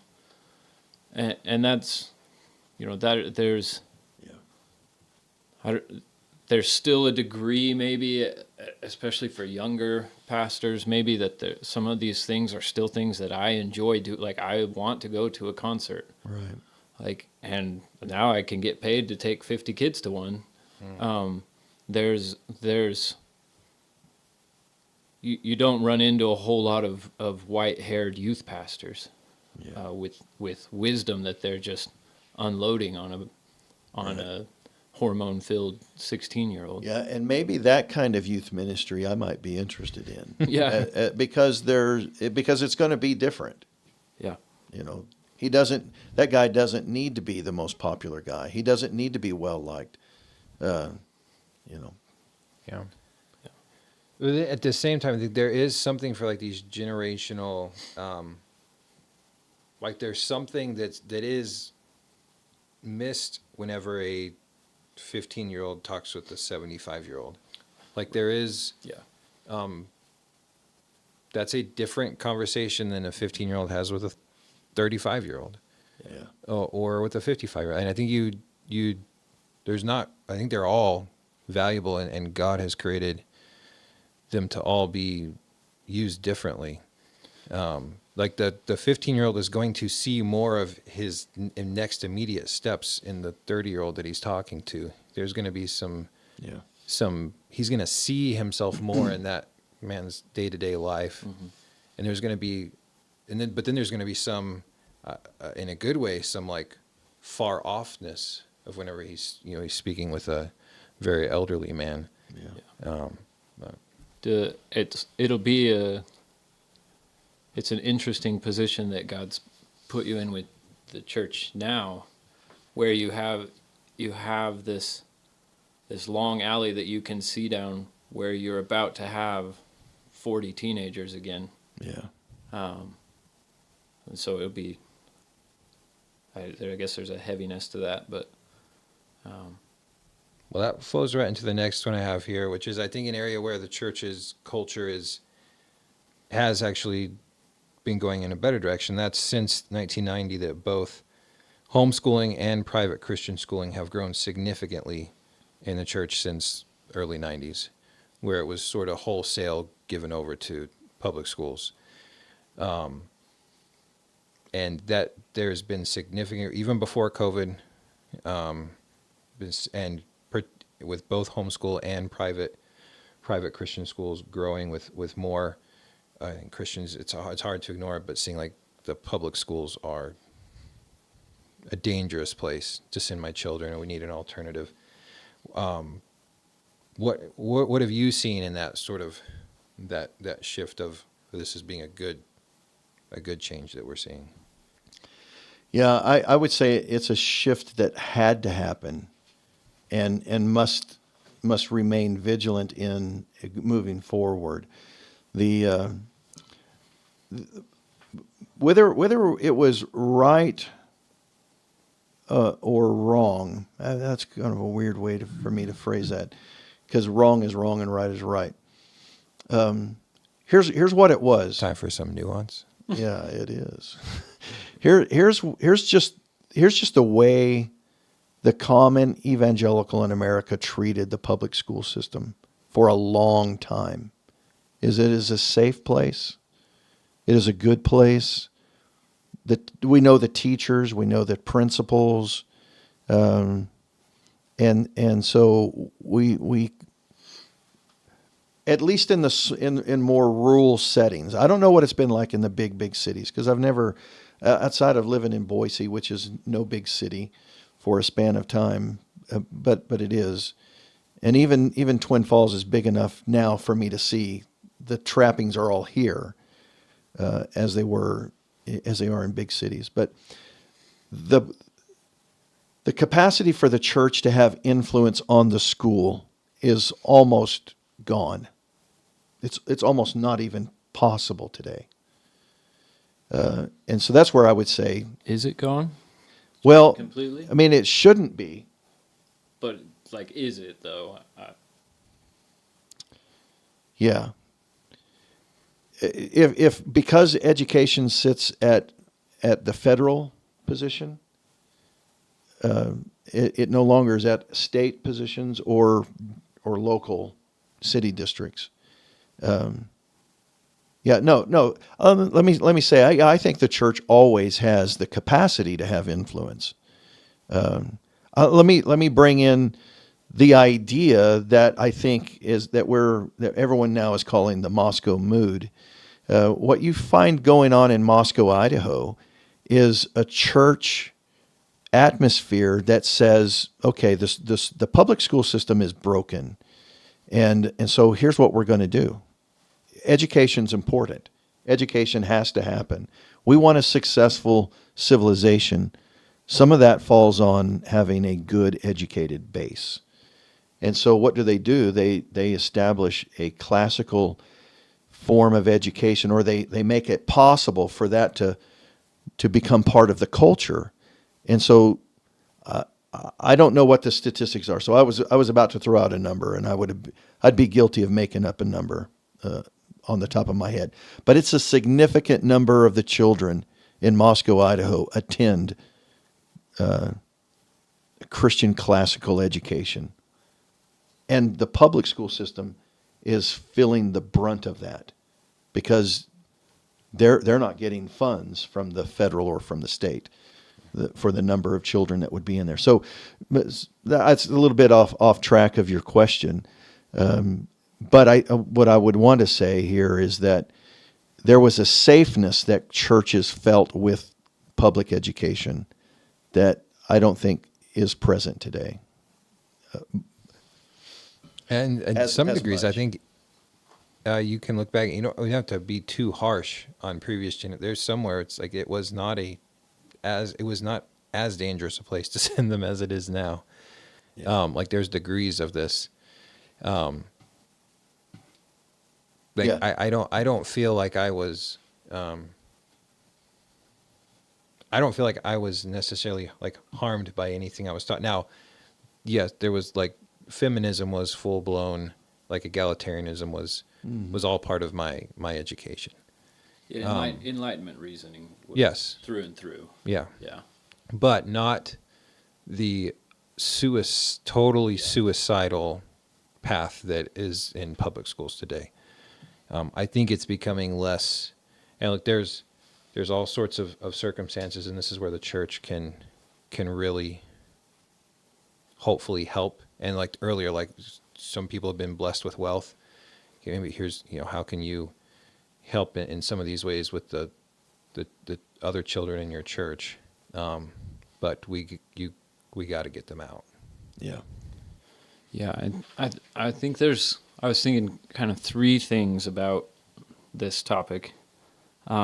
The first is that it's a good thing when the church takes advantage of and practices in a moment like COVID its ability to sway culture. So there was a degree of exiting the public schools even from outside of church-going people, because I think the church took that moment to finally say, Yeah. this is not good. Maybe we shouldn't send kids there, and to pull a ton of kids out.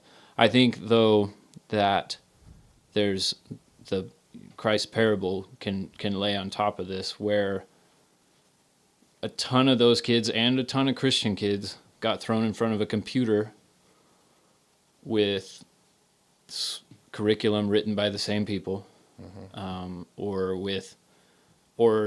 given into themselves, and then a ton of people stopped educating their children.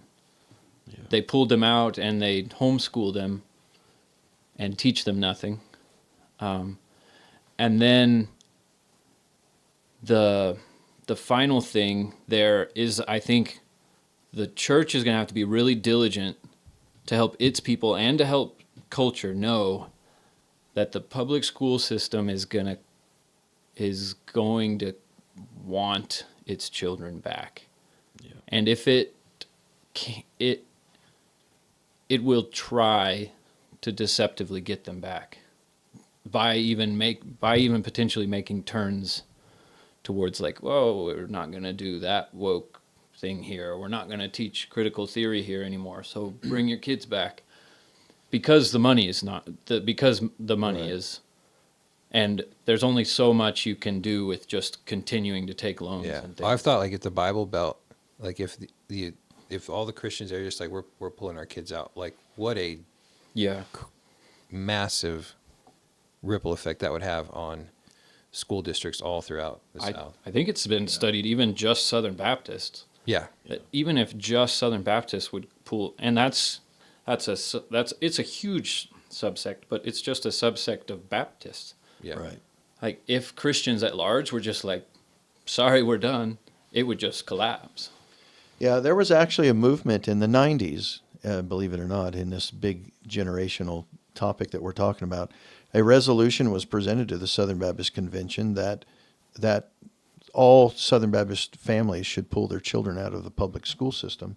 Of course, that's being reflective of a people noticing some things at the federal level, at the big level, that they were seeing things way ahead of time.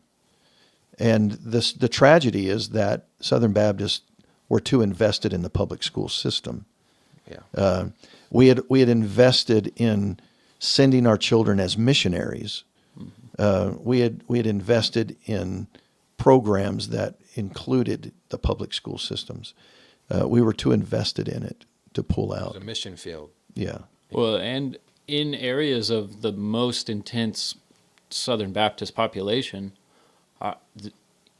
there's a good chance a majority of your teachers are Southern Baptist. Right. Mm-hmm. So there's a hands to go up and say, well, no, Yeah, but there's a easy solution there. Like, Right, these kids really still going to easy go to school.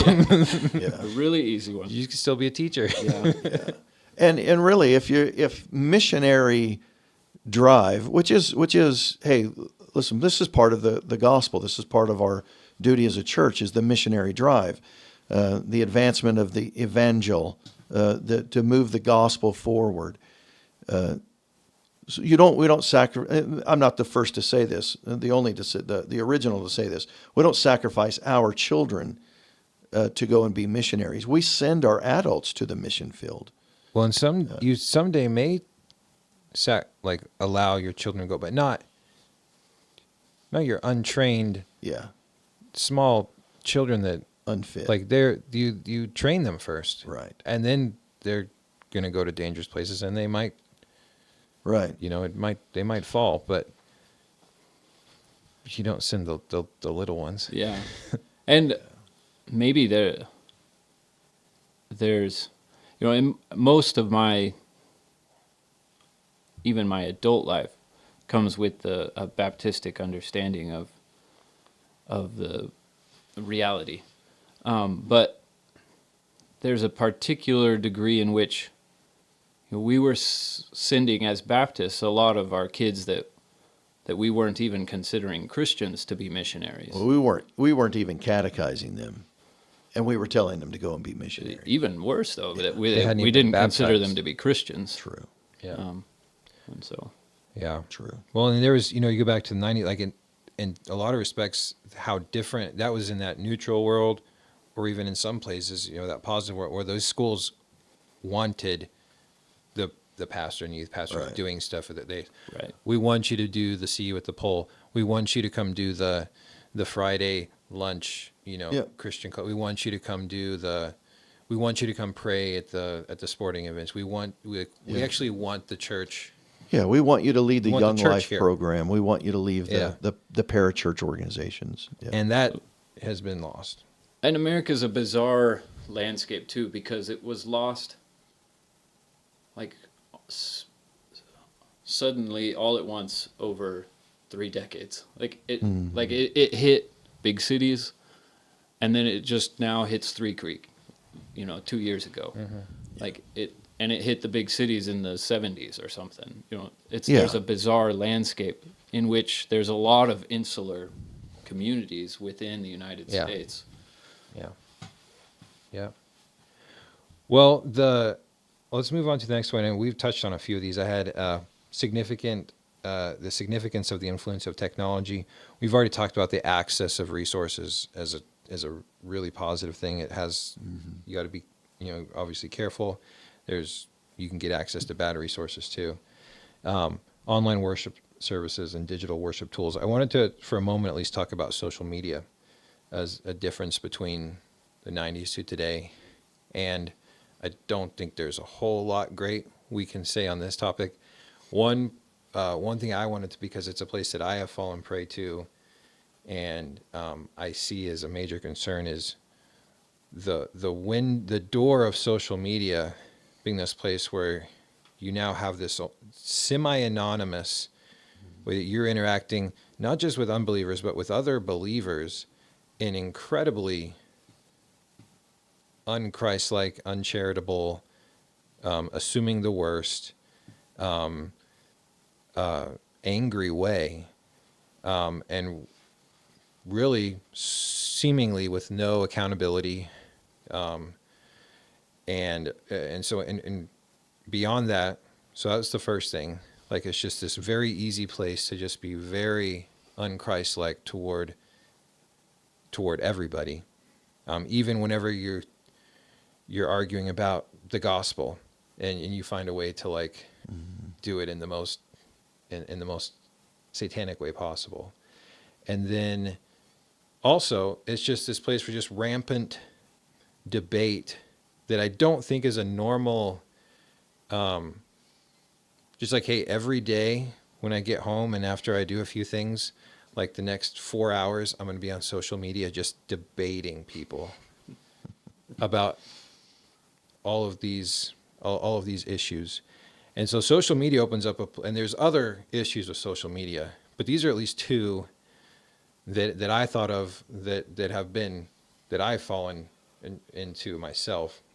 And there's more, not even to say what the waste of time all that is, but I don't know. What are some of your guys' thoughts on social media, and certainly how different that is from the 90s to today, and the trappings there? Yeah, it is a trap. And I think some of the way that people use these phrases today, I think, is helpful. And so I don't know who's borrowing what terms to describe what here, but there is a difference here of a consumer and an influencer. Mm-hmm. And so I think there has to be some responsibility of the person who's going to utilize social media as an influencer, that they're doing so carefully, judiciously, compassionately, boldly, but the consumer end of it is where probably most of the traps are. That I get sucked into a debate here and a debate there. 10 minutes turns into an hour. And you're talking to this person the way you never would if you were across the table from them. Yeah, you're right. Yeah, you would never. Yeah, right. Hopefully.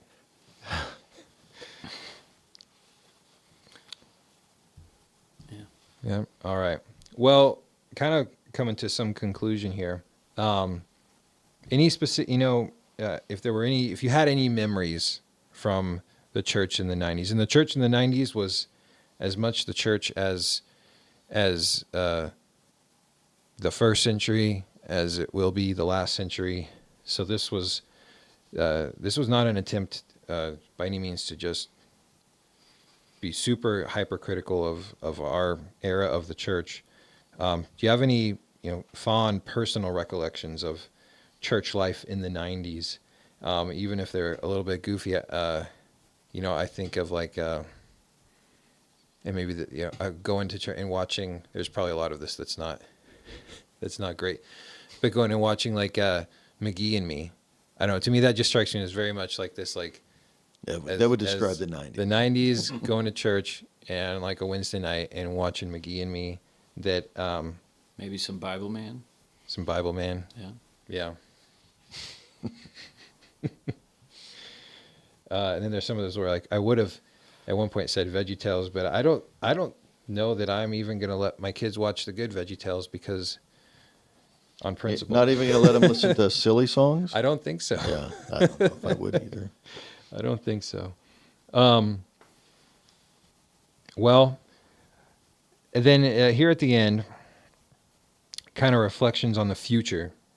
And I jotted some of this thought down from a book I just finished called Pagan America, actually by a Roman Catholic, John Daniel Davidson. Maybe Roman Catholicism and Eastern Orthodoxy could be a topic of a podcast down the road, maybe with more, that could be more of we have different positions and stuff, because I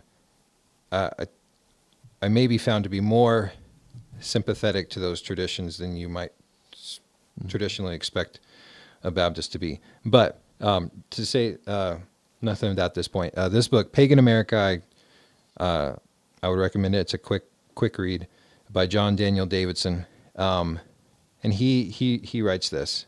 And so here, thinking about just the current trends, future projections, adapting to a post-Christian society. So we are witnessing the rapid de-Christianization of America, a process that began decades ago and is now accelerating. This shift marks a return to a society where coercion and oppression reign, and where the weak are left vulnerable to the unchecked exercise of power. This is not mere pessimism, but a stark recognition of the reality that many have been reluctant to acknowledge. As Christianity fades, what emerges is a harsh world devoid of inherent rights and protections, a world that even the staunchest secularist might find unbearable. In the face of this, Christians must brace themselves for real persecution, which could involve not just verbal attacks, but also physical violence. They must prepare to live differently, with less wealth and more marginalization, and be ready to make significant sacrifices. The primary mission for future generations of American Christians will be to preserve and spread their faith, regardless of the cost, which will likely be substantial.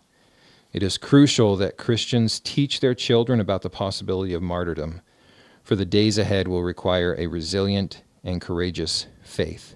We need barking dogs and shepherds now more than ever. The wolves are coming. And everyone may not share it might be called pessimistic. I think you don't want to be Jeremiah is there saying we're going to go to Babylon for decades, and you're the guy that's like, oh no, it's not going to be that bad. So where are you guys' thoughts on just the future of where the church is and where we're going? and what this means for believers. Some ideas, how do we better strengthen community bonds? I think some real practical questions are like financial pressures that churches are going to, I think this is going to become a more and more real thing. Reduced attendance means reduced giving, potentially. And the maintenance and facility costs is only getting higher for these churches. Even if you're a small church, you have a larger building probably than a house. And so I think these are some both practical, like the financial pressures, but then, how do we strengthen community bonds with what looks like that latter years of a free republic. Yeah, I really I try not to live myself as a senseless optimist, but I do think that the hardships that are in front of us, I will receive them as good, and I will look with anticipation to journeying through them, but I would want to couch all of that with saying we really better get ourselves ready for a different kind of a day. We have to start thinking differently. We have to start behaving differently. We have to start worshiping differently. We have to start treating and interacting with the church family differently. We really are looking at some unpredictable days in front of us. But I will say I want them. I may not be ready for them, but I want them, which means I better get ready for them. I don't know. I thinking through, what we've gone through from positive world to neutral world to most likely where we're at in negative world at the moment. There really are times when the church flourishes that seem to be in times like this. Now, some would say the church flourished from the 1950s to the 2000s. Large, increasing numbers of at least in Baptist life. But you look back on it today and I think, man, I don't know that those were really all that good days. There were days we were able to do financially what no other church could do in America, but at the end of the day, we've done nothing to prepare them to endure through real life. Yeah, I think that we talked briefly before we started about the idea of the commandment to honor your mother and father, and I think the remembering the blessing that comes from that it will go well with you in the land, and this is it Paul who then changes it to it'll go well with you in the world, I think. Yeah. There is a sense in which we have not honored our church fathers, our spiritual mothers and fathers in this most recent era of American or Western church history. And I think the danger can be that we don't recognize those leaders through that period as part of the family tree. Right. And I think we want to figure out how to honor them, knowing that we don't want to whitewash heresies or something like that, but we want to honor them because God tells us to, and because he promises that it goes well for us whenever we do that. And I think what we don't want to also do is forget that Dionysus and Bacchus were beat by our fathers. Paganism has, the church through the power of Christ has beat these gods before. Yeah. But They've cut down Donner's Oak before. yeah, Yeah. but we have dishonored them, their memory. We haven't learned about them, or how do you hold an axe to chop down that oak? What's the sharpening technique? Yeah. How do you yell at the pagan priest to call his people to the foot of Christ? And I think that's largely the thing that we should be doing to prepare, is to go back and honor our mothers and fathers and say, all right, how do we beat? The Olympics just gave us a bizarre and clear exhibit that these gods are back, and that they want to tear down Christ's table. Yeah. And we, the first reaction from most Christians was outrage, and then, there was the news that, well, this is Dionysus. It wasn't a mocking of Christ's table. And that calmed a lot of Christians, instead of saying, yeah, we know it's Dionysus, and Dionysus is mocking Christ's table, and Bacchus is an orgy on the table, is a mockery of Christ's table. And we don't know how to, because those gods were mostly, I don't know how to beat them, because those gods were mostly beat before 1500. Mm-hmm. Yeah. They were mostly beat before my church history, or what my tradition understands. So what the 90s have taught me, and this, was as we're sitting in a Haitian jail in 2010, when I'm realizing I've done nothing to, we can talk about that another day.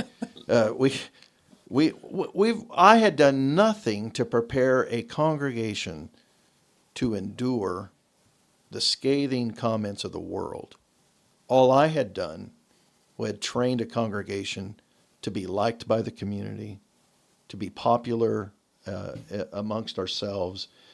We've got generations of times of teaching and training, catechizing the church to be liked by the world, and have done nothing to train them to actually suit up and go to war. We don't know how to fight. Even against that same deity that has been fought time immemorially of the state, the church writ large tried to roll over, and I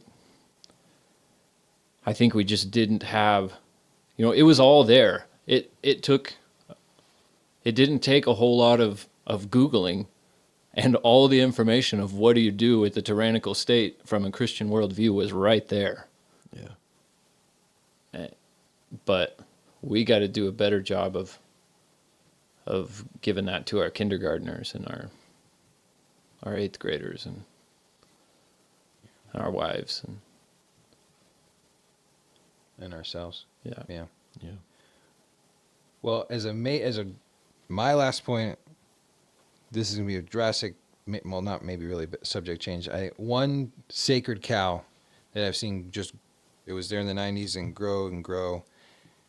And this is, I don't know, this is not a way to grow churches on this, but I think the NFL is a sacred cow that made in America not have a rival as far as the church. And it's like a blatant in your face. Oh, this is what time you guys, what we're going to do. Yeah, that's what time we're going to put on the biggest show, Yeah. and not just Super, like the entire season. The biggest show, the focal point of the week for millions and millions of Americans for the next 6 months will be Sunday morning, and It'll be on the Lord's Day. it will be, but it will be watching hours of football, and there will be a liturgy. There will be a time you wake. There will be a certain clothing you wear. There will be a certain place you sit. There will be specific drink and food. Yeah, there'll be a catechism. The bread and the wine is traded for Tostitos and Budweiser. Right. Yeah. Yeah. And so that's because you got a lot of true blue Christians that, love their local NFL team. And that's, I think that's a sacred cow that has to be dealt with. All right. Well, just Well, we deal with it. I mean, you see how many churches deal with it. Their pastor just wears the jersey, wear the jersey and work in, works the crowd. the Eagles into the, give a score update. Knock it off. What did you say? That kicked the Bible across the? Oh, yeah. Yeah. That was bizarre. Well, so I'll close with these paragraphs. This is some thoughts from Herbert Schlossberg, who wrote Idols for Destruction, which he wrote in the 80s. So he was writing this before even this entire time that we've been. Yeah, I'll just say this. This is one of the impacts that A.W. Tozer left on me. He's a guy who pastored in the Chicago area, mostly through the 1950s, 1960s, early 1960s. I never knew him. I never heard him preach. I just came across his books, and when I read A.W. Tozer, I think this guy has to be alive right now. Well, if you read C.S. Lewis, Yeah. similar type stuff. Yeah. And some of that's because these gods have been beat before. Right. Yeah. And they're preaching a timeless message Yeah. from a timeless God. Yeah. Well, so this is from his book. He said, in recent years, many U.S. churches, remember this is the 80s, I think early 80s. In recent years, many U.S. churches have shifted from teaching values that are unique to their faith traditions, instead reflecting broader societal norms. This has led to a dilution of their distinct religious identity as they adopt and reinforce the prevailing cultural and intellectual trends. Instead of challenging the idols of modern society, the church has often aligned itself with them, weakening its role as a countercultural force. This attempt to stay relevant by conforming to societal expectations has paradoxically made the church less relevant, as it no longer offers a transformative alternative to the status quo. And this is a big theme of his book, in that the more relevant the church tries to be, the less relevant it is. As it's like that guy that is just trying so hard to be cool as a substitute teacher, and it's like the harder he tries to be cool, it's like the more lame the kids think he is. As a result, the church risks becoming merely a vehicle for promoting the same values as the secular world, losing its spiritual and intellectual vitality. For the church to be effective, it must resist this domestication and recover its role as a revolutionary force that stands against the idols of the age. True Christian communities must embody the unity found in the body of Christ, going beyond superficial gatherings to live out the transformative power of the gospel. A church that remains untamed by cultural pressures is a powerful adversary to the idolatry present in society. Well, you guys have any closing thoughts? That's good. Yeah, no, I think that's a good description of what we've journeyed through. Yeah. And we'll repeat that if we're not careful. Yeah. We'll go down these same paths. Yeah, and not to be, I think it's helpful to remember this storytelling motif that God has in the world, this series of death, burial, and resurrection, and that different times in history, different people find themselves at different places in that societally. And we may just be in a bit of a burial, but there's resurrection that follows that. And what we see is what Christ what Christ did means that for us, we participate and experience that as well. And God likes to raise things up even stronger Right. Yeah. each time. All right. Well, I expect this will sort of be the way that we'll do another one of these in a month about, and it'll probably be about 2.5 hours again. And, but I think we'll just do it like that. The only thing that I would throw out there as far as listener engagement is if you have your own experiences or anything like that, you can share your thoughts or so here on YouTube. But that's about it. Yeah, we'll see you next time. Great. Thanks, David. Thanks, Silas. All right. Did we have a lot of people watching that live?